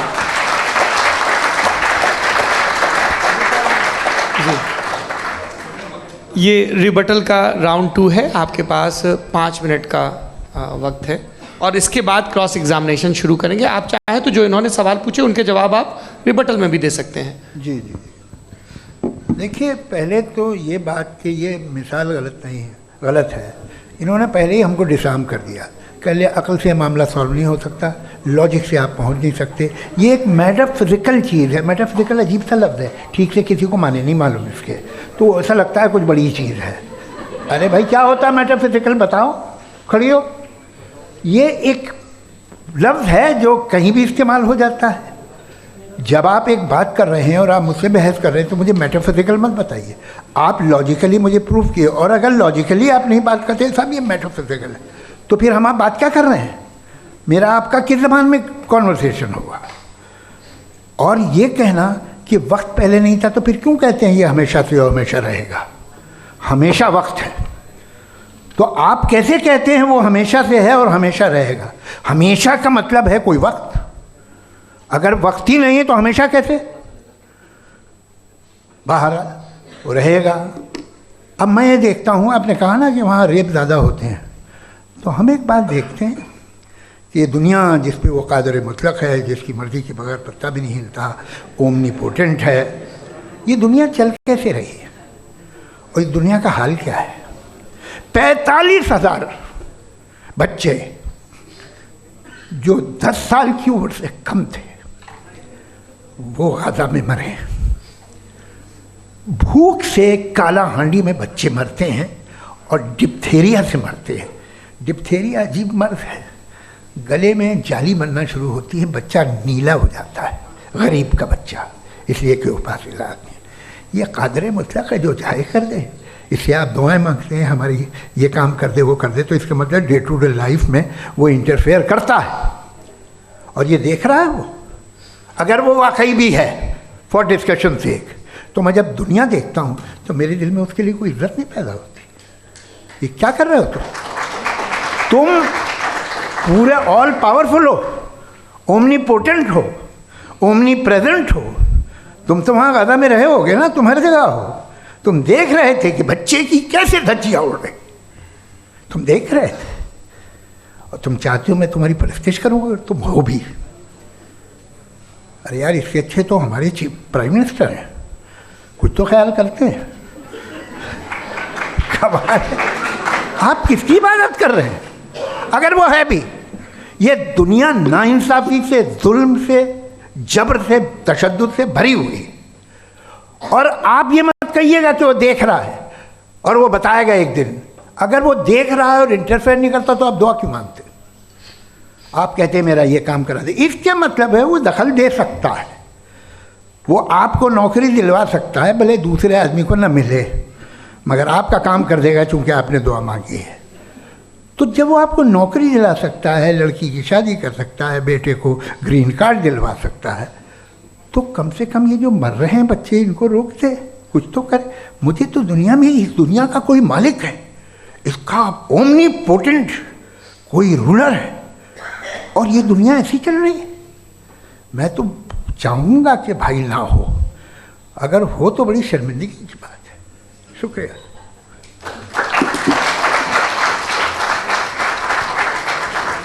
देवियों और सज्जनों, इस बहस के 2 राउंड और 2 रिबटल पूरे हो चुके हैं। अब सबसे ज़रूरी और सबसे मुश्किल राउंड शुरू हो रहा है, क्रॉस एग्जामिनेशन का। अब इन विद्वानों की सज्जनता की एक परख भी होगी और वक्त हमने 16 मिनट का तय किया है। पहला सवाल आप पूछना चाहेंगे? जी बिल्कुल। पहले बोले भी आप आप माइक ले लीजिएगा हाथ में, ये नीचे से ऑन हो जाएगा। जी मैं बोलता हूँ, ये डायस हटा सकते हैं क्या हम थोड़ा क्विकली? डायस पीछे कर दीजिए बस थोड़ा सा, है ताकि ये जो दाएं बाएं लोग बैठे हैं इसे हटा ही दीजिए। अब हम वहाँ तो जाने वाले नहीं। आराम से दोनों तरफ से हटा दीजिए।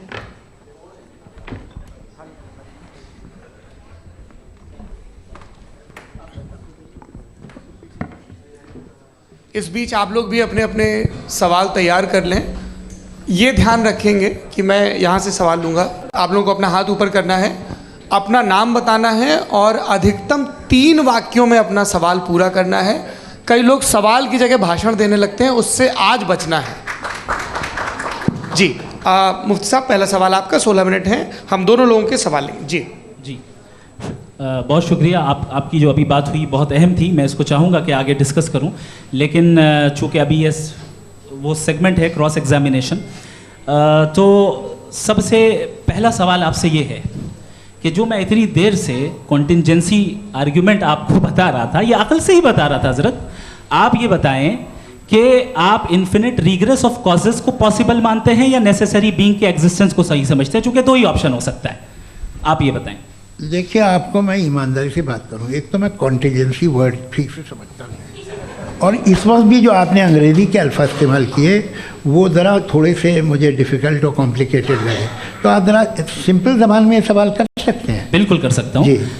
यूनिवर्स की हर चीज़ कॉन्टिंजेंट होने का मतलब ये है कि वो अपने एग्जिस्टेंस में किसी के ऊपर डिपेंडेड है। जो भी चीज़ डिपेंडेड होगी वो चीज़ इंडिपेंडेंट नहीं हो सकती, तो उसका कोई ना कोई कॉज होगा। तो अब आप क्या समझते हैं कि ये इन्फिनिट रिग्रेस है, यानी कॉज पर कॉज, कॉज पर कॉज, कॉज पर कॉज, और कभी कोई यानी ये एंडलेसली चलता रहा? क्योंकि अगर ऐसा होगा तो हम तो एग्जिस्टेंस में आते ही नहीं। लॉजिकली ये मुत्तफक अलैह चीज़ है, मुत्तफक अलैह, अग्रीड अपॉन। ओके,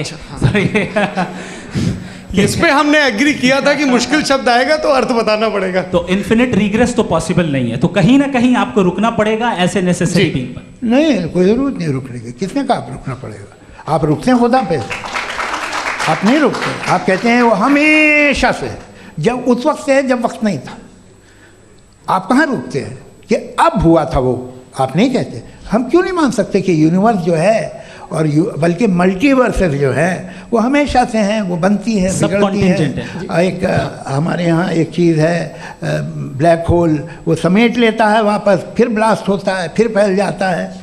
और इसमें हमारी तो खैर कोई औकात ही नहीं है। इंसान की एक छोटे से ज़र्रे पे हम 50-60 साल की उम्र रखते हैं, जो करोड़ों अरबों साल की कायनात है उसमें, और पैदा भी नहायत ही बेहुदा वजह से हुए थे।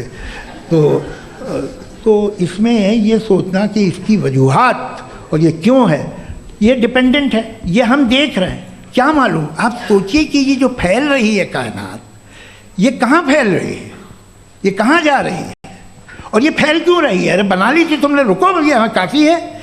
ये फैल क्यों रही है?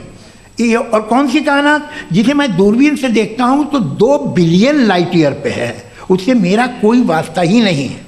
2 बिलियन ईयर यानी अगर मैं 80,000 माइल्स पर सेकेंड से चलूँ तो 20 करोड़ साल में वहाँ पहुँच जाऊँगा। इसकी ज़रूरत क्या थी? ये दुनिया, ये कायनात तो इंसान अशरफुल मखलूक़ात के लिए बनाई गई ना। तो ये सब ये टर्म समझ में नहीं आया, इसमें कोई ख़ास समझने वाली बात थी भी नहीं। ये जो अल्टीमेट कहा यह जाता है कि ये जो पूरी यूनिवर्स है, ये जो दुनिया है, ये इंसान के लिए बनाई गई। अच्छा, ये सब इंसान के लिए। क्यों साहब, सही है ना? बिल्कुल, लेकिन इसका ये मतलब नहीं कि किसी चीज के पीछे रीजन आपको नहीं पता तो रीजन नहीं है, इसे कहते हैं नहीं, from limited perspective। मुझे नहीं पता, लेकिन मेरी जिम्मेदारी नहीं है। वो बिल्कुल सही कहा था उसने, बर्टन रसल ने, आपने उसे मजाक में टाल दिया कि भाई आप एक दावा कर रहे हैं, मैं क्यों कहूँ कि ये गलत है दावा, आप प्रूफ कीजिए, मेरे पे जिम्मेदारी ही नहीं है, मैंने थोड़ी कहा है, आप प्रूफ कीजिए कि ये सही है। आप आर्ग्यूमेंट ऑफ कॉन्टिजेंसी आप का जवाब कोई ही नहीं दे सवाल रहे हैं। पूछना चाहेंगे? है? आप सवाल पूछना चाहेंगे मुफ्ती साहब से? क्योंकि ये क्रॉस एग्जामिनेशन का दौर है। आप जैसे पहले बोल रहे थे फेथ को लेके कुछ, मैं ये पूछना चाहूँगा कि खुदा ने जो भी रेवलेशन किए हैं, एक मज़हब के नहीं बहुत से मज़हबों में किए हैं, अलग अलग रेवलेशन है, कहीं कुछ एक बातें हैं, कॉन्ट्रडिक्शन भी है आपस में, कहीं कुछ आप कर सकते हैं, कहीं कुछ नहीं कर सकते, ऐसा नहीं है कि सबकी कोड ऑफ मॉरल एक है। तो ये किस्सा क्या है? अब आप ये देखिए कि मुझे कभी कभी लगता है कि ये जो फुटबॉल फाइनल होता है, लाखों लोग होते हैं, फिर वो टीवी कवर कर करोड़ों लोग, अगर उसमें खुदा की एक बूमिंग आवाज़ आ जाती, मैं गॉड हूँ, तो सारे लोग अभी सुन लेते और टीवी पे भी सुन लेते, किस्सा ख़त्म होता। ये इतनी राजदारी क्या है कि तुम सामने कुछ तो सबूत दे दो हमें सॉलिड, ये कह साहब ये यूनिवर्स कैसे बनी, इससे मसला क्या हल होगा? मैं पूछूंगा आपसे खुदा कैसे बना, क्यों नहीं पूछूंगा कैसे बना? बल्कि वो तो कायनात से कहीं ज़्यादा इंटेलिजेंट है, कायनात से कहीं ज़्यादा कॉम्प्लेक्स, जी वो हमेशा से है। आप कहेंगे मैं मान लूँगा। अच्छा, दोयम वो कादिर मुतलक, यानी कादिर मुतलक का मतलब ओमनीपोटेंट, वो जो चाहे कर सकता है, आपको नौकरी दिलवा सकता है, आपकी अच्छी जगह शादी करवा सकता है, आपके पड़ोसी का मुकदमा हरवा सकता है, आपको जिता सकता है, सब काम करता है। थोड़ा सा माइक क्लोज जी। वो इस दुनिया को चला कैसे रहा है, ये दुनिया कैसे चल रही है, आपको इस पर हैरत नहीं होती? या क़यामत के बाद कभी एक जस्टिस होगा, जब ये बच्चा मर चुका होगा, जिसकी धज्जियाँ उड़ गई बम से, इसको इंसाफ मिलेगा तब? अच्छा, अब जवाब दूं? हाँ जी, मैं इसीलिए आप की तरफ आता। सबसे पहले आपने रेवलेशन और स्क्रिप्चर्स की बात की, इस पे मैं बात कर सकता हूं, लेकिन आज नहीं करूंगा क्योंकि वक्त कम है, कभी और इस पे डिस्कस करेंगे। मैं तैयार हूं उस पे भी बात करने के लिए। ये अभी से राउंड 2 की भूमिका तय हो रही है। Does God exist round 2? जी, चूंकि आज गॉड के एग्जिस्टेंस पे बात है तो मैं उसी के रिलेटेड जो है आपके सवालात को एंटरटेन भी करूंगा और मैं भी पूछूंगा। आपने कहा कि आपने साबित ही नहीं किया, जबकि आर्ग्यूमेंट ऑफ कॉन्टिजेंसी बुनियादी आर्ग्यूमेंट है। आप मुझे कॉन्टिजेंसी का मतलब बताइए, आपका मतलब क्या है कॉन्टिजेंसी? कॉन्टिजेंसी का मतलब ये हुआ कि हर वो वजूद जो किसी भी चीज़ का पाबंद है, हर वो वजूद या हर वो चीज़ जो अपने एग्जिस्टेंस में किसी भी चीज़ के पाबंद है और उससे बाउंड है, उसको उसकी ज़रूरत है, उस पर डिपेंड करती है, तो जाहिर सी बात है कि उसका कोई ना कोई कॉज होता है। ये तो अक्ल की बात है, ये आप रीजनिंग की बात करते हैं, मैं वही कर रहा हूँ। दूसरी चीज़, आपने ये बात कही कि इतने बिलियन लाइट ईयर्स दूर है, उसका मेरा क्या लेना देना। फिर मेरे ख्याल से आपको ये नहीं कहना चाहिए I think therefore I am an atheist. आपको सोचना चाहिए, सिर्फ आप एक लिमिटेड दायरे में रहकर नहीं सोचें, बल्कि बाहर निकल कर सोचें। आपने तीसरा सवाल किया, आपने 2-3 सवाल एक साथ। ऐसी बातें ना कीजिए, कुछ लोगों को इतराज़ हो जाएगा आप पे कि आप कुछ भी सोचिए, ये इजाज़त आपको है नहीं, मुझे है।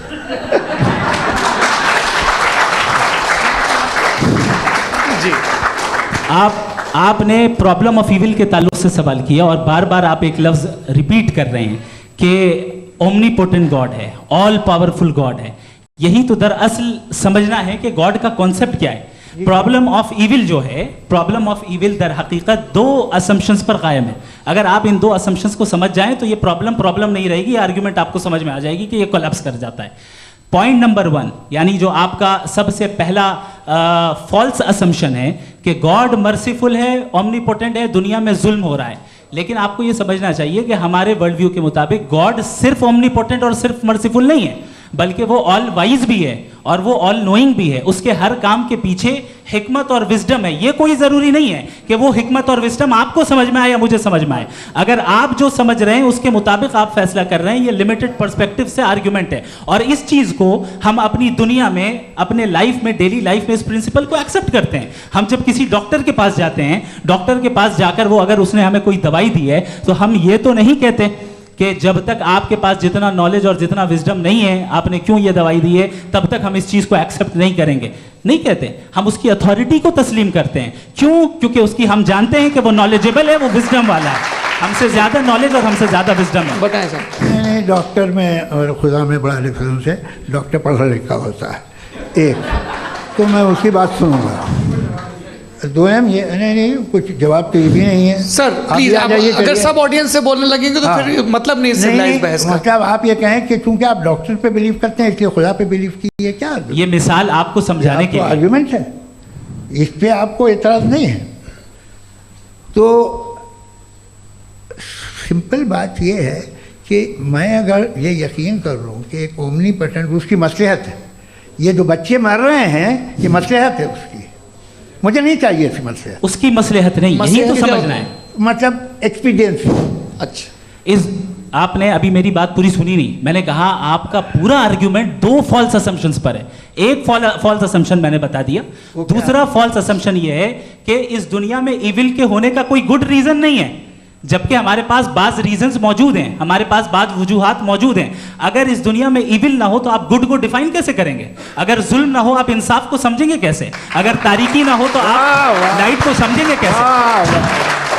बहुत अच्छे। अभी और सुन लें, अभी और बाकी है। ये तो बात बहुत पसंद आई साहब मुझे, कि जब तक रेप ना हो तब तक औरतों की इज्जत का ख्याल आपने मेरा जवाब पूरा सुना ही नहीं। जब तक के बच्चों का कत्ल ना किया जाए तब तक आपको बच्चों की मासूमियत की इज्जत। आपने पूरा जवाब सुना ही नहीं। क्या बात है, क्या आपने नुक्ता निकाला? आपने पूरा जवाब सुना ही नहीं। आप सुन लें, मेरी बात सुन लें।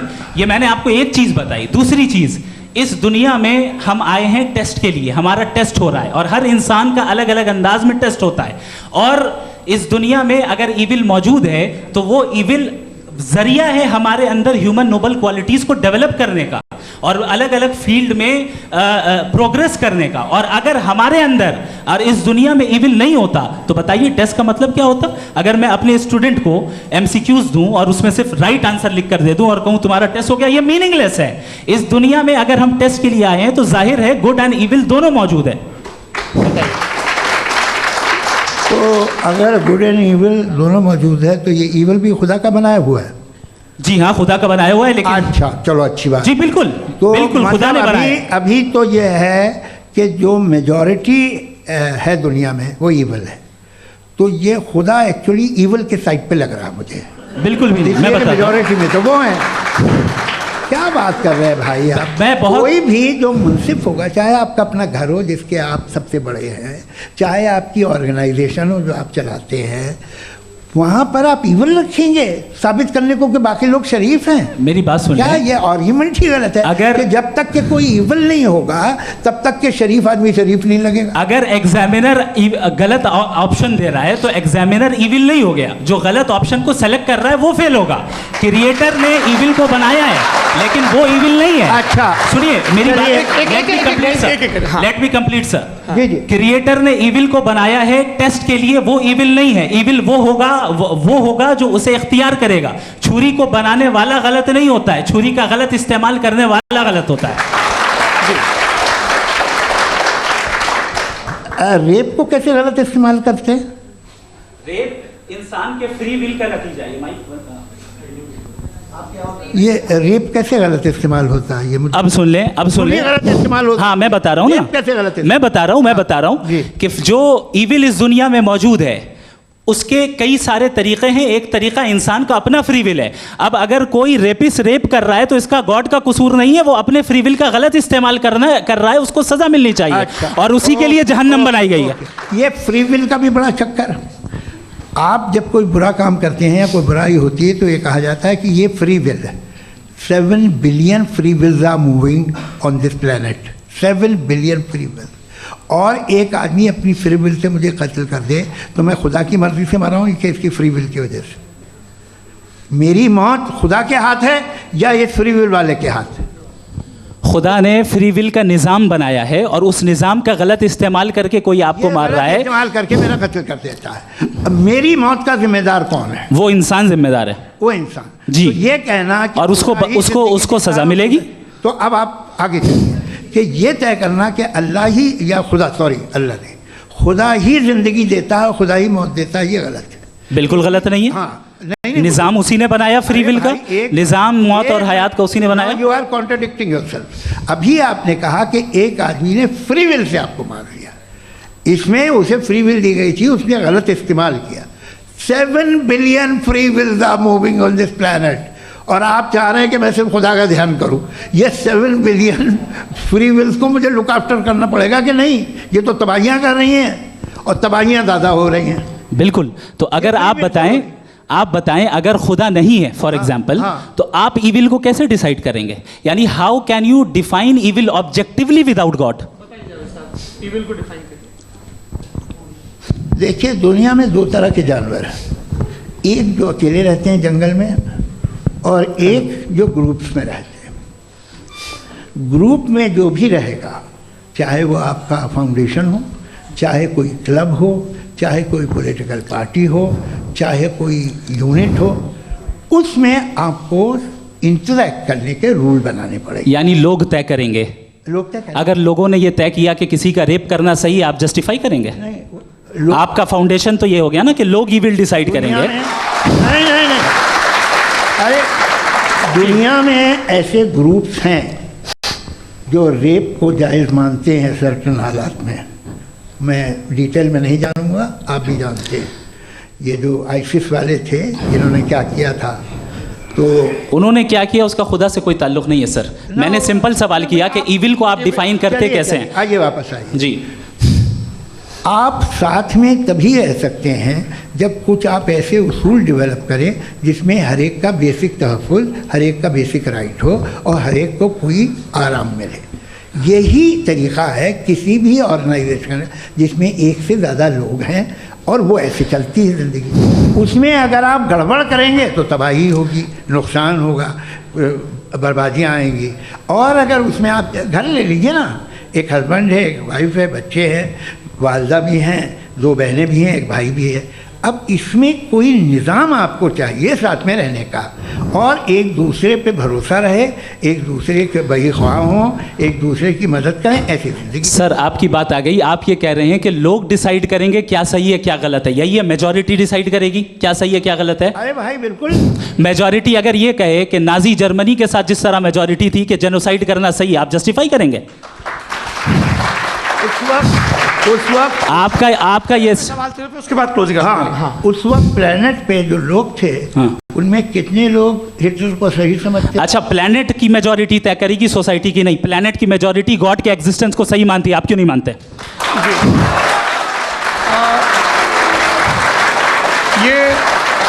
हेलो ये क्रॉस क्वेश्चन का राउंड यहाँ पर समाप्त होता है। और ये बड़ा अच्छा है कि इस तरह से फ्रेगमेंट कर दिया गया है ताकि जो मरकरी ऊपर जा रहा है नीचे जवाब दे दूँ। जी, प्लेनेट की ज़्यादातर मेजॉरिटी कुछ दूसरे मजहबों के खुदा को मानती है। आप उन्हें क्यों नहीं? आप तो मेजॉरिटी की बात कर रहे हैं। अच्छा, ये क्लोजिंग आप ये कह रहे हैं इविल और गुड को डिसाइड मेजॉरिटी करेगी, मेजॉरिटी जो कर दे वो सही हो जाएगा। क्लोजिंग इसको जैसा आप ही लोगों ने तय किया है उसी फॉर्मेट को फॉलो कर लेते हैं। हाँ भाई, मैंने तो भले लोगों पे एतबार किया और तब मॉडरेशन तय किया। जी, आपके पास 5 मिनट का वक्त है, क्लोजिंग आर्ग्यूमेंट है, उसके बाद हम ऑडियंस से क्वेश्चन आंसर लेंगे जावेद साहब की क्लोजिंग आर्ग्यूमेंट के बाद। ओके, बहुत शुक्रिया जी। हमारा जो टॉपिक है डज गॉड एग्जिस्ट, मैं इस पे इतने एकेडमिक तैयारी करके आया था, मुझे था कि मैंने सोचा था कि कई सारे मैं आर्ग्यूमेंट्स दूंगा, लेकिन वक्त की भी किल्लत और जावेद साहब बार बार इधर उधर चले जा रहे थे तो उसको भी थोड़ा एंटरटेन करना पड़ गया। डज गॉड एग्जिस्ट पे मैं एक ही आर्ग्यूमेंट दे पाया। आर्ग्यूमेंट्स बहुत हैं और डेफिनेटिव आर्ग्यूमेंट्स हैं, और मेरे आर्ग्यूमेंट को किसी एक राउंड में भी इन्होंने एंटरटेन नहीं किया और रेफ्यूट नहीं किया। एक राउंड में भी नहीं, एक राउंड में भी नहीं। और ना ही अभी आपका क्लोजिंग आर्ग्यूमेंट आएगा, नहीं वो बता देना। Argument of contingency sir. अरे मैं आपसे कई बार कह चुका हूँ कंटिजेंसी का मतलब। अब मैं कैसे समझाऊं आपको? आपस में हाँ, आप और कितने आसानी से समझाऊं मैं, मुझे तो नहीं समझ में आ रहा है। आप अपनी आर्ग्यूमेंट ऑफ कंटिजेंसी उर्दू में बोल सकते हैं। हाँ, आप अपनी बात पूरी कर लें जी, आखिरी 4 मिनट। दूसरी चीज, just a minute please ma'am, can I talk? दूसरी चीज ये है कि आपने एक तो इसका जवाब नहीं दिया, दूसरा आपने गॉड के ना होने पर कोई डेफिनेटिव आर्ग्यूमेंट नहीं दिया, सिर्फ मजहब पे बात कर रहे हैं आप। मजहब तो आज हमारा टॉपिक ही नहीं था, आज तो हमारा टॉपिक हो, आप मजहब से ले लेकर आईएस तक चले गए, भाई हमारा क्या ताल्लुक है उससे? We condemn them. और उसका गॉड से क्या ताल्लुक है? अगर कोई गलत काम कर रहा है, किसी ने किसी को कत्ल किया, किसी ने किसी का रेप किया, उसको सजा मिलनी चाहिए। और आपके पास कोई भी rational strong foundation of morality नहीं है। आपने कहा कि मेजॉरिटी तय करेगी सोसाइटी की, वो सही होगा। मैंने कहा हिटलर को फिर आप सही कहेंगे? नहीं, प्लैनेट की सोसाइटी की मेजॉरिटी तय करेगी। तो प्लैनेट की मेजॉरिटी गॉड के एग्जिस्टेंस को मानती है, आप कह रहे हैं ये रिलीजियस है। तो यानी आपके पास कोई स्ट्रॉन्ग फाउंडेशन नहीं है ऑब्जेक्टिव मोरालिटी का। ऑब्जेक्टिव मोरालिटी का अगर कोई फाउंडेशन है तो वो सिर्फ गॉड है, गॉड है, गॉड है। थैंक यू जी। ये मुफ्ती शमाइल नदवी साहब का क्लोजिंग आर्ग्यूमेंट था। अब हमारे पास जी जी ये बड़ा अच्छा है कि दोनों लोगों को मॉडरेटर से शिकायत भी और बोल रहे भाई हमारी शाबाशी भी तो करते चलो। अब मेरी बात जी, आपके पास जावेद अख्तर साहब 5 मिनट का वक्त है। ये आपका क्लोजिंग आर्ग्यूमेंट है, टाइम रीसेट कर दें जी। देखिए, बहुत सारी बातें हैं। गॉड का डेफिनेशन दुनिया के किसी भी रिलीजन में है कि वो ओमनीपोटेंट है, ओमनीप्रेजेंट है, he is just, he is kind, he loves you and so on. मैं जब दुनिया देखता हूँ तो मुझे कोई ऐसा सुप्रीम पावर यहाँ दिखाई नहीं देती है जो इंसान की बहबूदी के लिए कुछ कर रही हो, कमज़ोर को बचा रही हो, मदद कर रही हो, जालिम को पीछे हटा रही हो। मैं नहीं देखा, तारीख़ में नहीं। एक तो अगर है और ये देख रहा है तमाशा, तो उसका होना न होना बराबर है। दोयम ये कि ये जो है, जब आप ये कहते हैं कि कायनात जिसकी कंटीजेंसी है, मैं देखिए वो लफ्ज़ इस्तेमाल किया मैं, तो ये कैसे हो सकती है भाई? और फ़ौरन आप सरेंडर कर देते हैं कि जाहिर है कि इसका बनाने वाला तो इससे 10,000 गुना था तो कॉम्प्लिकेटेड होगा। उस पर आपके होने पे कोई इतराज़ नहीं है। उसे वो टाइमलेस है, वो पहले से था, टाइम तो बहुत बाद में आया। ये सब आप मानने को तैयार है जिसका आपके पास कोई सबूत नहीं, आपके पास कोई रीज़न नहीं है। आपकी तारीख क्या है मज़हबों की? बिलीफ की, जो खुदाओं का बिलीफ है, ये कॉन्स्टेंटली गलत साबित होता रहा है। मतलब आप कहें कि अरिस्टोटल के ज़माने में तो सब जाहिल थे, वो भी इतने ही यकीन से खुदा पे यकीन रखते थे, जो अब नहीं रहा। ये भी नहीं रहेगा, आप लिख लीजिए। और इसके आसार आपको दुनिया में दिखाई देना शुरू हो चुके हैं। ये बहस क्या आज से 100 साल पहले इस तरह हो सकती थी? यहाँ तक तो आपको हम ले आए हैं। तो सर अरे इनको मदद की ज़रूरत नहीं भाई, ये सेल्फ सफिशिएंट आदमी है, आप क्यों इनकी मदद कर रहे हैं? Sir please. तो ये जो है तमाम बातें अपनी जगह हैं।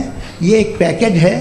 आप अकेले, कोई आदमी ऐसा नहीं जो सिर्फ गॉड को मानता हो। उसके साथ बहुत पैराफर्नेलिया आता है, अलग अलग पैराफर्नेलिया आते हैं।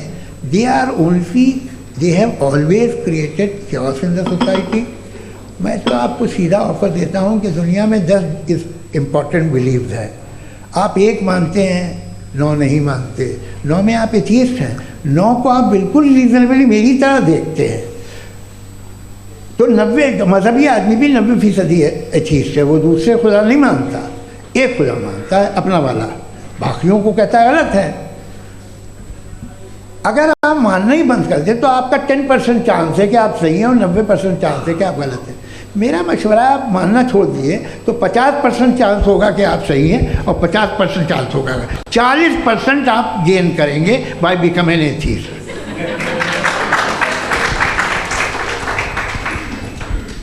ये एक फरसूदा ख्याल है, ये ख़त्म हो रहा है।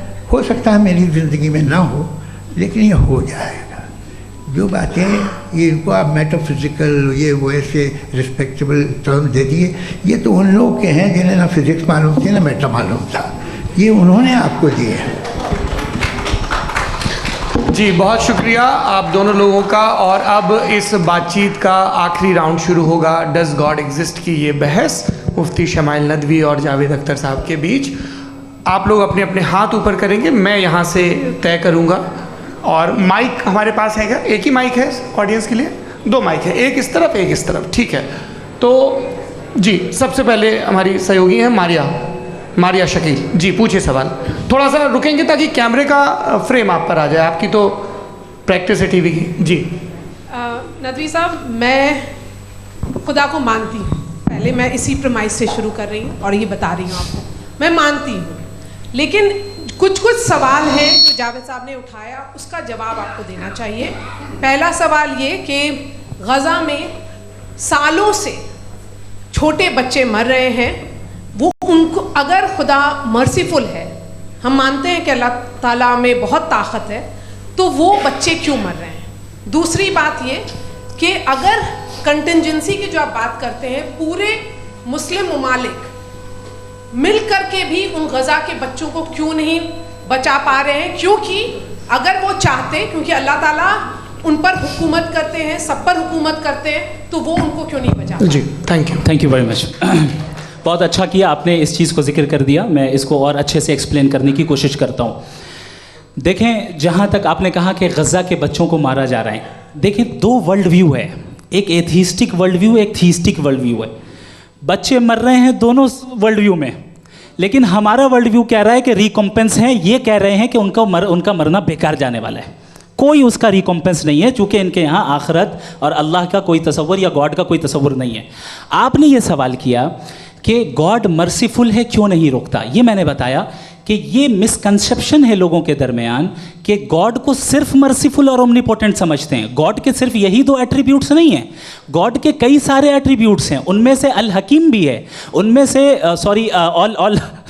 ऑल वाइज भी है, ऑल नोइंग भी है। लिहाजा अगर इस दुनिया में किसी को तकलीफ आ रही है और गॉड उसको नहीं रोक रहा है, वो इसलिए नहीं रोक रहा है चूंकि इंसानों को फ्री विल दिया गया है। ठीक इसी तरीके से अगर एक डॉक्टर किसी छोटे बच्चे को इंजेक्शन लगा रहा है, उसे तकलीफ पहुंच रही है, उसके लिमिटेड पर्सपेक्टिव के एतबार से ये गलत हो रहा है और डॉक्टर बुरा है। लेकिन जब आप ब्रॉडर पिक्चर को देखेंगी, आपके और हमारे पास सिर्फ एक पिक्सल है, हमें इतना नजर आ रहा है कि गज़ा में कत्ल हो रहा है, लेकिन इसके पीछे कितना रिकॉम्पेंस उनको मिलने वाला है, पूरा पिक्चर गॉड के पास है। तो एक पिक्सल से आप पूरे पिक्चर को कभी भी जज नहीं कर सकती। आप इसमें कुछ जोड़ना चाहेंगे? आपको कुछ बोलना है इसमें?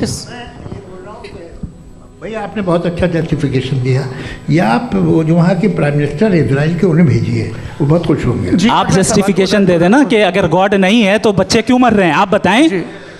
वो ये सवाल पूछ रहे हैं कि अगर आप ईश्वर का अस्तित्व नहीं मानते हैं तो उन बच्चों की मौत को आप कैसे इंटरप्रेट करते हैं? भाई ये दुनिया जो है, जो ताकतवर लोग होते हैं वो एक नाइंसाफ़ी करते हैं। तो ये अच्छा काम है आपके नज़दीक, तो नेचर नाइंसाफ़ी पे मबनी है। अरे मेरे भाई, आप नेचर की कहाँ बात कर रहे हैं, तो इंसान की बात। तो फिर जब मैं इंसान की बात कर रहा था, आप नेचर की बात करने लग गए। क्रॉस एग्जामिनेशन नहीं। हाँ, अब आप मुझे बोलने नहीं देंगे तो अलग बात है, आप बोलिए, मैं मुझे कोई चीज़ जी नहीं, ये क्रॉस एग्जामिनेशन बोल तो लेने दीजिए। जी बोलिए। क्या बात ये है कि ह्यूमन सोसाइटी तभी साथ में रह सकती है जब वो मोहब्बत से, एकता से, एक दूसरे के एहतराम करके रहे। इसके अलावा पॉसिबल नहीं है, अकेले तो इंसान रह नहीं सकता। वहाँ पर कुछ लोग हैं जो फाउल करते हैं, वो फाउल हमेशा से तारीख में होता आया है। आज ये हो रहा है, जो हो रहा है बहुत बुरा हो रहा है, बहुत जालिमाना है, बहुत जाबराना है। उसको आप कहें कि ये बच्चों को कॉम्पनसेशन मिल जाएगा या इसकी मतलब इंजेक्शन है, इंजेक्शन तो हेल्थ के लिए दिया जाता है। आप ये कह रहे हैं कि ये बच्चों की जो धज्जियाँ उड़ रही हैं ये इंजेक्शन है, ये टेस्ट है, ये टेस्ट है और उस टेस्ट में उनको ऐसा रिकॉम्पेंस मिलेगा जो आपके तसव्वुर के बाहर है। ये आप 3 बरस के बच्चे को बारूद से उड़ा के टेस्ट ले रहे हैं। वाह, वो नहीं ले रहा है, खुदा नहीं उड़ा रहा है, इजराइल उड़ा रहा है जी। ये तो उसको कंडेम अगला सवाल लेते हैं प्रोफेसर पुरुषोत्तम अग्रवाल। मुफ्ती साहब, एक निवेदन आपसे है कि कम से कम थोड़ा सा माइक क्लोज, एक रिलीजियस और फिलोसफिकल कर मैं प्लीज। एक रिलीजियस और फिलोसफिकल ट्रेडिशन है जो ब्रह्मांड को यानी यूनिवर्स को ही अंतिम मानती है। सर्वम खलु इदम ब्रह्मम, this is Chandogya Upanishad, and it completely rules out the existence और नेसेसिटी, आपके शब्दों में necessity of a creator. The creation itself is the creator. तो एक मिनट प्लीज। दूसरा जो सवाल आपने अभी, जो आप बार बार कह रहे हैं कि भगवान विद्वान भी है, वाइज, सब जानने वाला, तो अगर विजडम में दुनिया भर के पापों और अत्याचारों को बर्दाश्त करना शामिल है, तो फिर इसका मतलब ये हुआ कि अगर मैं फ्री विल से उसको अपोज करता हूँ तो ईश्वर की विजडम और मेरी फ्री विल में कॉन्ट्राडिक्शन है। Because when I am opposing whatever is happening in Gaza, then I am opposing the God's will or God's wisdom. जवाब लेते हैं क्योंकि तो गॉड की विजडम में, एक मिनट सर प्लीज सर, ये एक जुमला, गॉड की विजडम है कि गाजा में जो कुछ हो रहा है वो हो रहा है, मैं उसका अपोज कर रहा हूँ, तो मैं गॉड की विजडम के खिलाफ जा रहा हूँ। एक सवाल। दूसरा ये नहीं, आपने दो ऑलरेडी।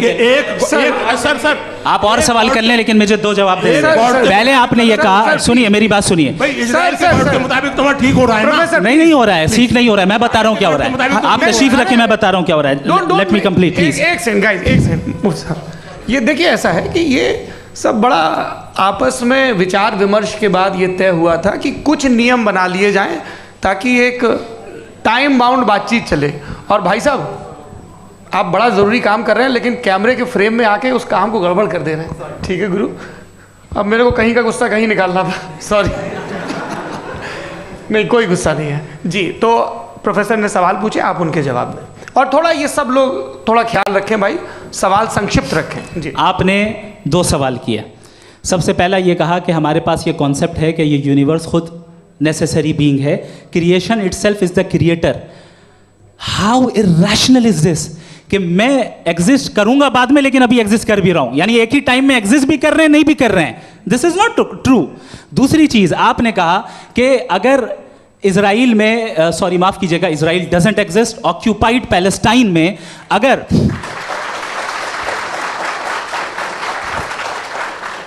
ऑक्यूपाइड पैलेस्टाइन में बच्चों को मारा जा रहा है फ्री विल की वजह से और गॉड नहीं रोक रहा, ये कॉन्ट्रडिक्शन है। ये बताइए कि एक एग्जाम में एक बच्चा गलत आंसर लिख रहा है, सुनिए, एग्जामिनर चाहे तो रोक सकता है, क्यों नहीं रोक रहा है? ये कॉन्ट्रडिक्शन है, ये कॉन्ट्रडिक्शन नहीं है। माइक नहीं सर, ये आपस में जी, ये क्या आपका सवाल? माइक दीजिए। फ्री विल दिया गया है टेस्ट के लिए, अकाउंटेबिलिटी के लिए। अगर फ्री विल नहीं होता तो आप कहते हैं हमें रोबोट बना दिया गया। नॉट मिसरिप्रेजेंट माय पोजीशन, आपकी जो भी पोजीशन, मैं अपनी फ्री विल के नाते, अपने ह्यूमन विजडम के नाते गाजा में हो रही अत्याचार का विरोध करता हूं। बिल्कुल करना चाहिए। के हिसाब से मैं गॉड की विजडम का विरोध कर रहा हूं? बिल्कुल नहीं। जो हो रहा है गॉड की, बिल्कुल भी नहीं, बिल्कुल भी नहीं।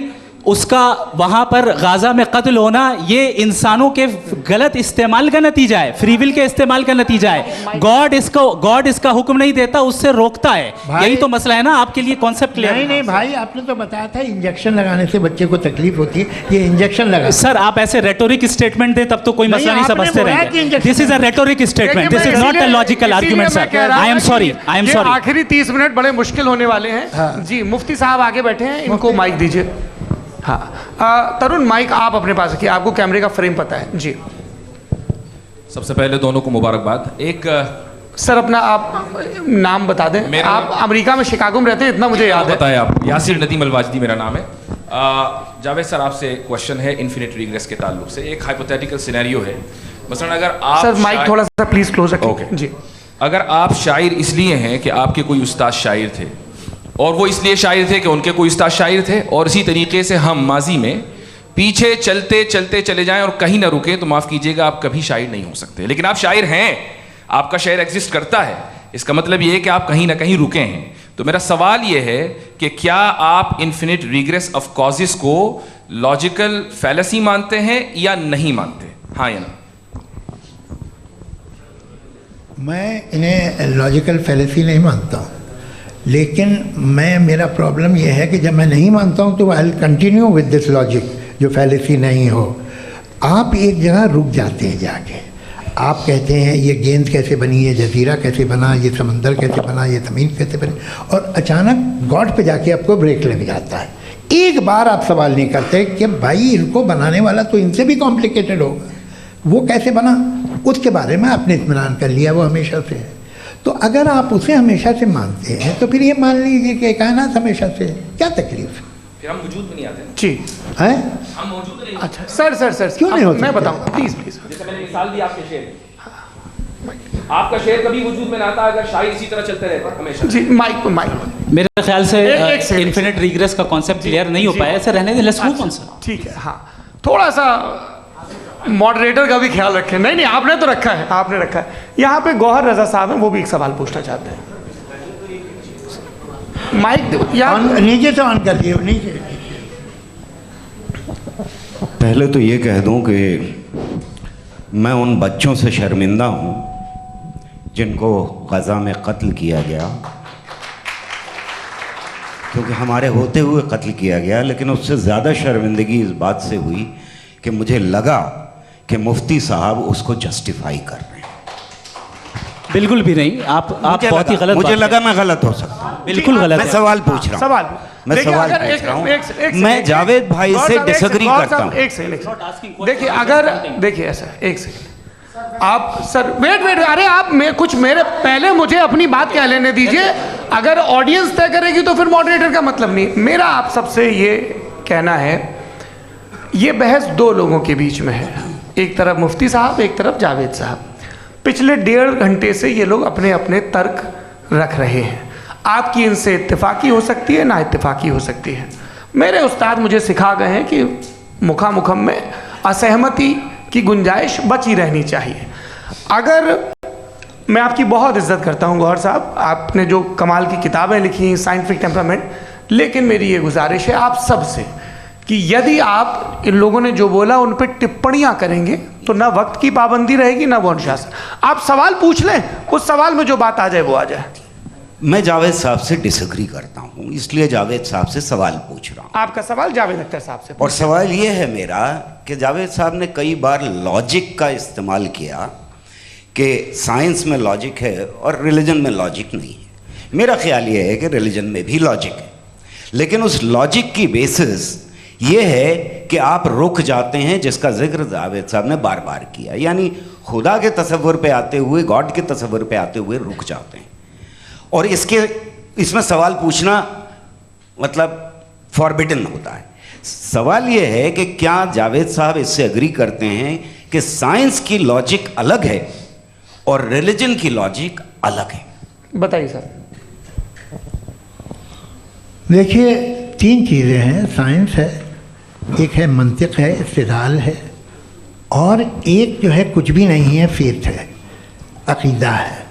मैं अकीदे की लॉजिक का कायल नहीं हूँ। मुझे आप इस्तिदलाल से, लॉजिक से, रीज़न से समझाइए, मैं मानने को तैयार हूँ, मेरा क्या नुकसान होगा। लेकिन ये कि अकीदे पे मैं नहीं जा सकता हूँ। अकीदे का मतलब है कि तुम ये मान लो, सवाल ना करो, ये नहीं। आप सारी बातें करके, बड़ी साइंटिफिक बातें करके एक जगह जाके खुदा के हुदूद पे रुक जाते हैं, सरेंडर कर देते हैं। मैं सरेंडर करने को तैयार नहीं। दैट्स ऑल जी। ये आगे सर बैठे हुए हैं, इनको माइक दीजिए। भाई वो आप पूछना चाह रहे थे ना भाई? हाँ, नहीं मैं ये, थैंक यू जी। आपका नाम? आसिम इफ्तिखार। आसिम जी, पूछिए।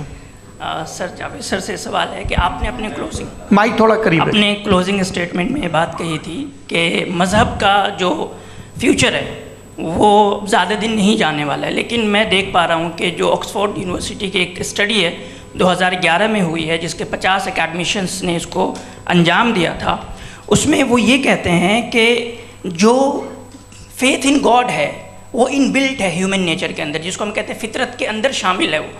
और वो ये कहते हैं कि अगर कोई ये समझता है कि मज़हब को वो ख़त्म कर देगा तो ये उसकी गलत फहमी है। तो आप इसके बारे में, इस स्टडीज़ के बारे में क्या कहते हैं? ठीक है, मैं उनसे एग्री नहीं करता हूँ। वो कौन से प्रोफेसर होंगे? ऐसा उनके क्या पास डेटा है, इन्होंने डेटा के बेस होगा। डेटा क्या हो सकता है? फ्यूचर का डेटा तो नहीं हो सकता ना उनके पास, प्रेजेंट का डेटा हो सकता है। डेटा आपने सुना 100 साल पहले का बाद का डेटा? मैंने तो नहीं सुना आज तक। तो आज उनकी ये राय है और होगी राय, ठीक है। दुनिया में तरह तरह की राय है लोग, लेकिन मैं समझता हूँ कि वक्त के साथ इंसान ज़्यादा से ज़्यादा रीज़नेबल और लॉजिकल होता जा रहा है। आज आप देखिए वेस्टर्न यूरोप में क्या परसेंटेज है नॉन बिलीवर्स की, बहुत हाई। वहाँ चर्च खाली पड़े होते हैं। तो अल्टीमेटली तो इंसान कोई ऐसी बात बहुत अरसे तक नहीं मान सकेगा, चाहे गलत या सही, जो उससे उसके दिमाग को, उसके जहन को, उसके लॉजिक को अपील न करे। वो कह रहे हैं तो ऑक्सफोर्ड के होंगे तो कैम्ब्रिज के होंगे, तो मुझे क्या लेना देना। उनका डेटा मुस्तकबिल का नहीं हो सकता है। जी। दीपक, हाँ पूछिए। मैं आऊँगा, अभी पीछे की साइड भी आऊँगा, माइक वहीं भेजूंगा 2-3 साल के लिए। जी जावेद साहब, आपसे सवाल है। नमस्ते। अरे भाई सर, अगर आप ही लोग को तय करना है तो फिर 200 लोग तय कर लें। ये एक साहब पूछ नहीं रहे सर, हैं। Please don't do this sir. Everybody has a right sir, but we can only take Okay. Selected questions. इन्होंने सर अरे भाई, ये यंग लोग भी हैं तो इनकी ये अब उतने यंग, भाई आप यंग हैं कि नहीं हैं? एक मिनट, वो कह रहे हैं वो भी यंग हैं पूछ रहे ना साहब, भाई। आप उनकी नौजवानी पर दावा उनको ही करने थे। हाँ मुफ्ती साहब आप यंग, हाँ पूछे। अरे भैया सर मेरा सवाल ये है, कुछ इनसे भी तो पूछो जी हाँ। नहीं बस आपसे एक सवाल है। जैसे थीस्टों के पास अपने जो ईश्वर को मानते हैं उनके पास अपने सोशल गेट टुगेदर्स हैं, 5 रोज़ क्रिसमस आने वाला है, होली है, दिवाली है, ईद है। एथिस्ट क्या ऑफर कर रहे हैं? मतलब मैं इनकी दुकान से बोलूँ मैं आना चाहता हूँ उस तरफ, पर मैं अट्रैक्ट नहीं हो पा रहा हूँ। मैं सोशल गेट टुगेदर्स क्या है आपके पास? वो ये कह रहे हैं कि जो धार्मिक लोग हैं, अलग अलग धर्म के लोग, उनके उत्सव त्योहार कॉन्ग्रीगेशन बहुत हैं। अब आपको मैं एक सुनाता हूँ, यहाँ हिस्टोरियन भी बैठे हैं। मृदुला जी आप बताइएगा सही है कि नहीं। ये एक कॉन्स्टेंटाइन एक ग्रीक रोमन बादशाह था जो क्रिश्चियनिटी आने के 400 साल बाद उसने डिसाइड किया कि मैं क्रिश्चियन हो जाऊंगा, मेरी पूरी स्टेट कैंसिल हो जाएगी। उस ज़माने में ऐसे ही होता था, राजा जो धर्म इख्तियार करता था वो जनता भी कर लेती थी।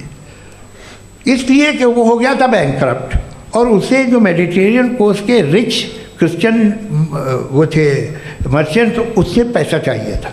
तो उसने कहा यार क्रिश्चियन हो जाओ। तो उसने अपने वजीर से कहा कि भाई ये हिस्ट्री है कि अब हम लोग क्रिश्चियन हो जाते हैं। पहले सर हो जाएंगे, कोई प्रॉब्लम नहीं है, लेकिन एक प्रॉब्लम ये है कि 17 दिसंबर से 25 दिसंबर तक जो पेगन फेस्टिवल होता, जो पेगन जो फेस्टिवल होता है वो बंद हो जाएगा, इसलिए कि हम क्रिश्चियन हो गए तो होगा नहीं। तो वो बच्चों को बहुत बुरा लगेगा, पब्लिक को वो बहुत इन्जॉय करते हैं, ख़ासतौर से 25 को मेन डे। उसने कहा हाँ ये तो सही कह रहे हो, ये जीसस क्राइस्ट की पैदाइश कब थी? कहते साहब वो अप्रैल में थी। नहीं कट करो, वो 25 दिसंबर को है। यह हकीकत है जी। और 400 साल बाद क्रिश्चियनिटी के अप्रैल से दिसंबर ले आए, और इसलिए कि यहाँ पेगन फेस्टिवल होता था। अब मनाते हैं आप आराम से। ये जो सारे फेस्टिवल हैं ये रिलीजन से, हर एक को एक इंटरटेनमेंट डिपार्टमेंट चाहिए होता है अपनी कंपनी चलाने के लिए। तो ये रिलीजन ने, ये सेकुलर त्यौहार थे जिन्हें रिलीजन्स ने ले लिया है। ये मौसम के थे, फसलों के थे, किसानों के थे, उसको आपने लेके रिलीजियस रंग दे दिया। ये कोई रिलीजन से थोड़ी आए हैं आप। अच्छा हमें देखिए, हम तो मुल्द हैं, हम ईद मनाते हैं, हम दिवाली मनाते हैं, हम होली मनाते हैं, हम क्रिसमस मनाते हैं। बम्बई की फिल्म इंडस्ट्री की सबसे बड़ी होली हमारे घर में होती है, सबसे बड़ी ईद हमारे घर में होती है। वो हमारे सोशल वो है, हमारा हेरिटेज है। ऐसा थोड़ी है कि we will throw the baby along with the water. ये तो अच्छी चीज़ है, इन्हें रखो, जो बेकार है फेंक दो। जी हाँ हेलो जी, मेरा सवाल नादवी जी से है। जैसा कि आपने बोला कि गॉड टाइम के भी परे हैं और गॉड इतनी कॉम्प्लेक्स चीज़ है कि उसे ह्यूमन माइंड समझ नहीं सकता, और गॉड ने अर्थ पे फ्री विल भी दे दी है, तो आप अपना वक्त ज़ाया क्यों कर रहे हैं गॉड के बारे में बात करके? अपन को तो बात करनी चाहिए कि सोसाइटी को बेहतर कैसे करें। जी, मैं गॉड वही बताता है सोसाइटी को कैसे बेहतर करें। अभी मैं आपका जवाब देता हूँ। आपने कहा कि टाइम पे वो एग्जिस्ट नहीं करता, सो नहीं, मेरा सवाल ये है कि जैसा आपने बोला कि गॉड बहुत ही कॉम्प्लेक्स चीज़ है। मैंने कहा ही नहीं कि कॉम्प्लेक्स है, तो आपके अल्फाज हैं। कॉम्प्लेक्स का लफ्ज़ गॉड के लिए सुइटेबल नहीं है। क्यों? क्योंकि कॉम्प्लेक्स वो चीज़ें होती हैं जो ऑब्जेक्ट हो। God is not an object जिसको आप इंस्ट्रूमेंट के जरिए लेबोरेटरी में जाके टेस्ट करें, oh it's very complex. No, वो कोई कार का इंजन नहीं है। वो फिलोसॉफिकली नेसेसरी बीइंग ऐसी बीइंग है जो सिंपल बीइंग है। हाँ, आप उसको मुकम्मल तौर पे उसकी तमाम हिकमतों को जान ले और हर चीज़ को जान ले, ये पॉसिबल नहीं है, क्योंकि वो ऑल वाइज है, आप ऑल वाइज नहीं है, और वो खुदा है, वो आपको सारी चीज़ें बता दे, ये ज़रूरी नहीं। मेरा सवाल ये नहीं था, मेरा सवाल ये था कि जब गॉड इतना परे है इस दुनिया से कि उसने अर्थ पे फ्री विल भी दी है, हम सब ह्यूमंस की फ्री विल है, और जो सोसाइटी में हो रहा है वो अपन लोग डिसाइड करेंगे, तो अपन लोग डिसाइड नहीं करेंगे ना, अपन लोग डिसाइड नहीं करेंगे। गॉड जो है, गॉड ने वो उसकी ज़ात, उसकी एग्जिस्टेंस टाइम एंड स्पेस से परे है, लेकिन वो हमारा टेस्ट ले रहा है और उसी गॉड ने हमें बताया कि तुम्हें क्या करना है क्या नहीं करना है, तो जाहिर है उस गॉड की बात सुनेंगे ना हम। जी, वो पीछे एक चश्मा लगाए जो मैम खड़ी हैं, उनको दीजिए। हाँ आप जी जी बिल्कुल आएंगे। देखिए मैं कोशिश कर रहा हूँ सब तरफ जाने की। हाँ उनको दीजिए माइक। जी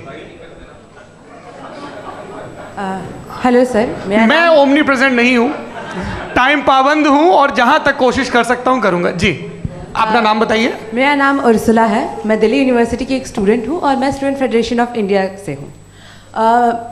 मेरा सवाल मुफ्ती जी से है कि इस हॉल के इस कमरे में बैठ के हम लोग रेप की मोरालिटी के बारे में फिलोसफिकली बात तो कर सकते हैं, बट असलियत ये है कि रोज़मर्रा की ज़िंदगी में औरतें रेप के थ्रू गुजरती हैं और हम लोग सिर्फ नंबर्स पे इस तरह नहीं देख सकते, क्योंकि कितनी औरतें हैं इन कंट्रीज़ में जहाँ पे आप बता रहे हैं कि केसेस कम हैं, जिनका एक्सेस है कि वो जाके केस फाइल कर सकें। कितनी औरतें हैं जो जिनको काम करने की आज़ादी है उन कंट्रीज़ में। यूरोप में ये आज़ादी आ गई, यूरोप में ये रूल्स आ गए, तो हम आज उसके बारे में बात कर पा रहे हैं। जी, जवाब। आपने ये कहा कि कमरे में बंद होकर हम लोग इस पर फिलोसफिकली बात कर सकते हैं, लेकिन हकीकत में क्या हो रहा है, वो ग्राउंड लेवल पे क्या हो रहा है जो बहुत गलत हो रहा है, और वो सफ़र कर रही हैं। आई एग्री, बहुत गलत हो रहा है, और जो गलत हो रहा है उसको हमें रोकना है। और क्यों रोकना है, वो गलत क्यों है, हमारे पास इसका ऑब्जेक्टिव फाउंडेशन है, इनके पास उसका ऑब्जेक्टिव फाउंडेशन नहीं है। मैं ये कहना चाह रहा हूँ कि जहाँ पे भी जुल्म हो रहा है, जहाँ पे भी औरत पे जुल्म हो रहा है, या उसकी इज्जत लूटी जा रही है, या उसे तकलीफ पहुँचाई जा रही है, और सिर्फ औरत नहीं, किसी इंसान के ऊपर भी जुल्म हो रहा है, तो उसके खिलाफ खड़ा होना, ये मॉरलिटी हमारे पास गॉड के पास से आई है। वरना जावेद साहब तो कह रहे हैं कि जो है मेजॉरिटी डिसाइड करेगी, तो मेजॉरिटी तो कभी भी बदल सकती है। क्या आप ये थोड़ी सी आपको गलतफहमी है। मैं अगर मेरे जुमले से ये मदनत निकला या मैंने कहा, तो ये जुमला मैं वापस लेता हूँ। ये मेरा मतलब ही नहीं था कि मेजॉरिटी डिसाइड करेगी। मेजॉरिटी डिसाइड करे तो दुनिया में बड़ी, वैसे आपने कहा था ये जुमला। अच्छा, हो सकता है, मैं मान रहा हूँ, बाद में रिकैप कर लेंगे। अरे एक सेकंड, मैं अपनी एक्सप्लेनेशन दे रहा हूँ। मुनासिब बात यह है कि हम सब के सब दिल में जानते हैं कि क्या अच्छा है क्या बुरा है, हमें पता है अच्छी तरह से। जो लोग बुरे काम करते हैं उन्हें भी मालूम अच्छा क्या है। यही तो सवाल था हजरत कि फिर ये मोरालिटी आई कहाँ से? Cross examination. हाँ जी, हाँ। मोरालिटी साथ रहने की डिजायर से आई, यानी साथ रहकर जो कुछ कह दे, जो कुछ कर दे, वो हो जाएगा। नहीं नहीं, तो आप कायदे से रह ही कर सकते हैं जब तक लोगों में मोरालिटी हो, वरना क्यास हो जाएगा। ये आपको कैसे पता? जी, हमने देखा ना, जहाँ मोरालिटी का क्यास हो गया, हम देखते हैं। कहाँ पे देखते भाई? तो दुनिया में आप जो कह रहे हैं, आप कहीं पे अगर गलत हो रहा है, इस बहस तो के उसको बाद आप में आप लोगों देखिए, को सर मुफ्ती आप एपिस्टेमोलॉजी की बात कर रहे हैं, मैं ऑन्टोलॉजी की बात कर रहा हूँ। मैं इस बहस के बाद आप दोनों लोगों को चाय पे होस्ट करूंगा, वहां पे क्रॉस एग्जामिनेशन कर लीजिएगा। अभी ऑडियंस का हक मार रहे हैं आप लोग भाई, सर जस्ट लोग हैं आप लोग। और ये भाई ये हाँ, उधर आएंगे, जी सर आएंगे। अच्छा सर, मेरा नाम लईकुर रहमान है और मैं अलीगढ़ मुस्लिम यूनिवर्सिटी का स्टूडेंट हूँ। और जहाँ तक मुझे पता है कि sir you are also product of Aligarh Muslim University. मैं भी उसी चमन का बुलबुल। हाँ सर, तो बड़ी खुशी हुई मुझे जान करके कि मैं आपसे मिलूँगा। सवाल सर, मेरा सवाल यह है, सर सैयद अलैहि रहमा का नज़रिया ये था कि खुदा के वजूद को अक़ल के दायरे में रह कर के तलाश करना, न कि पूरी तौर से उसका इनकार कर देना। Sir, how will you define it? नहीं, तो ये तो आप इन्हें बताइए। ये सवाल आपसे के खुदा का वजूद साबित कर रहे हैं। नहीं तो सर, आपने इनकार कर रखा है, इस वजह से मेरा क्वेश्चन। उन्होंने यही एक सेकंड, सर सैयद ने यही कहा ना कि अक्ल से आप खुदा के वजूद को साबित नहीं कर सकते, यही कहा ना भाई। वो उन्होंने कहा कर सकते हैं और वो कर दिया गया आज। वो फोन दो। तलाश करना या साबित करना अक्ल से नहीं हो सकता। अरे सवाल तो सुन लीजिए जी। अक्ल से नहीं हो सकता है, यही कहा ना आपने। अक्ल से हो सकता है। अरे वो यही कह रहे हैं भाई, आप बता रहे हो सकता है, वो तो कुछ और। आप अगर सर देखो नौजवान फोन ले लो, वो इतनी कमाल की यूनिवर्सिटी है। अरे भाई दे दो ना जरा, एक मिनट दे दो भाई, मेरी बात सुनो, माइक पे बोलो ताकि जो लाखों लोग देख रहे हैं। माइक दे दो ना। अरे देंगे ना माइक, तुम ठहरो तो। हाँ सर, मेरा सवाल ये था कि सर सैयद अलैहि रहमा का एक नज़रिया था अपना कि खुदा का जो वजूद है उसको अक़ल के दायरे में रह कर के तलाश करना है, न कि पूरे तौर से इनकार कर देना है। ये उनका कॉन्सेप्ट था। लेकिन मेरा सवाल ये है कि आप इसको कैसे डिफाइन करते हैं, एक्सप्लेन कैसे करेंगे? मैं आपसे जानना चाहता हूँ, क्योंकि you are the product of Aligarh Muslim University. मुझे अक़ल के दायरे में रख के मैंने बहुत तलाश की, मुझे मिला नहीं। हाँ, ये इधर वो चश्मा लगाए जो, हाँ उनको दे दीजिए। जी जी फटाफट पूछिए, बस 5 मिनट है, 5 मिनट में खत्म हो रहा है। हाँ अस्सलाम वालेकुम मुफ्ती साहब। एंड मेरा सवाल जावेद अख्तर साहब से। क्या नाम है आपका? अरे भैया सब मुझे तो पूछ रहे हो। फैज पूछिए फैज साहब। तो मेरा सवाल ये है कि अभी जो एथियस्ट है वो problem of evil argument use कर रहे हैं अगेंस्ट मुस्लिम्स, राइट? कि इस दुनिया में इतना सारा ईवल है और अगेंस्ट मुस्लिम तो यहाँ अगेंस्ट थियस्ट। हाँ थोड़ा सा करेक्ट कर लीजिए भाई, पूरी मशक्कत ही इसी बात की थी कि किसी एक मजहब पे बात न टिके। जी, तो बेसिकली ये आर्ग्यूमेंट ऐसा है कि इस दुनिया में इतना ज़्यादा ईवल एग्जिस्ट करता है और अगर एक ऑल गुड गॉड है तो वो रोकता क्यों नहीं है? लेकिन इस सवाल में एक हिडन अजम्पशन ये है कि इस दुनिया में ईवल एग्जिस्ट करता है। अब एथियस्ट ये कैसे ऑन्टोलॉजिकली प्रूव कर सकते हैं कि इस दुनिया में ईवल एग्जिस्ट करता है? मैं आपको बताता हूँ, थोड़ा सा समझा। नहीं सर हम लोग इनको सुनने आए। नहीं please don't do that. I want to explain ontologically. नहीं हम समझ गए सर, इनको अब जवाब देने दीजिए। अच्छा सवाल पूछ लो। मैं अभी तक क्या था वो मैं थोड़ा सा ऐड ऑन कर लेता हूँ। तुम गुरु, तो हम जब इसका राउंड 13 करेंगे ना तब तुमको स्टेज पे बिठाएंगे। जी तो हाँ जल्दी से। तो देखिए एथियज्म के हिसाब से सब कुछ रैंडमली बन गया है, सब कुछ एटम्स और मॉलिक्यूल्स है। एक पत्थर में और मुझ में सिर्फ इतना फर्क है कि हम लोग एटम्स और मॉलिक्यूल्स का अलग अलग रीअरेंजमेंट है। अब एक पत्थर को कोई इंसान तलवार से 2 टुकड़ों में काट दे या मुझे, according to atheism it is same. There is no evil and good according to atheism. जी अच्छा फैज साहब का सवाल ये है कि हाँ कोशिश भी करते तो इससे गलत सवाल नहीं कर पाते। एक लाइफ फॉर्म है और लाइफ फॉर्म में फीलिंग्स हैं, मतलब लाइफ फॉर्म सुनता है, देखता है, टेस्ट कर सकता है, फील कर सकता है। तो उसकी जो क्वालिटी इस बबल में आ गई हैं वो जानवर में भी है, इंसान में भी है। तो जाहिर है कि उसे कोई तकलीफ पहुंचेगी, तो चूंकि उसके पास वो सेंसिटिविटी है तो मैं करेगा। पत्थर में वो सेंसिटिविटी नहीं है। तो ये क्या सवाल हुआ कि अगर पत्थर को काटा तो पत्थर को तकलीफ नहीं होती, तो आपको काटे तो आपको क्यों तकलीफ हो? बैठ जाइए। जी हाँ अगला सवाल। हाँ पूछे जी जावेद अख्तर साहब। अरे भैया सब आप लोग मुफ्ती साहब को छोड़ रहे हैं, तो मेरे ही पीछे पड़े हैं क्या? फिर चलो बोलो भाई। You asked how God can exist when children die in Gaza. Huh? You asked how God can exist when children die in Gaza, and you also mentioned the rise of atheism in Europe. But the same events also are leading many atheists and non-believers to turn towards faith. How do you interpret this contradiction, where suffering pushes some away from God, yet brings others closer to belief? देखिए आपको एक बात बताऊं, दुनिया perfect तो कहीं भी नहीं है, हर जगह कुछ खामियां हैं। बेटा 1 मिनट, मैं आप ही को कहेंगे। देखो वो तो कुछ खामियां, कमज़ोरियां, खराबियां सब जगह है।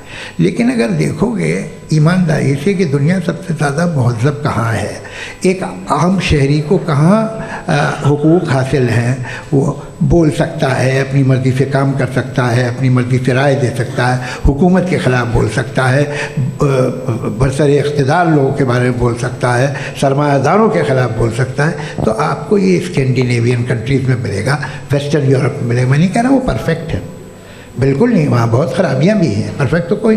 लेकिन जिन मुल्कों में, लैटिन अमेरिका देखो, गल्फ देखो, वहाँ पर आपको ये ज़रूर है कि रेप नहीं होते होंगे।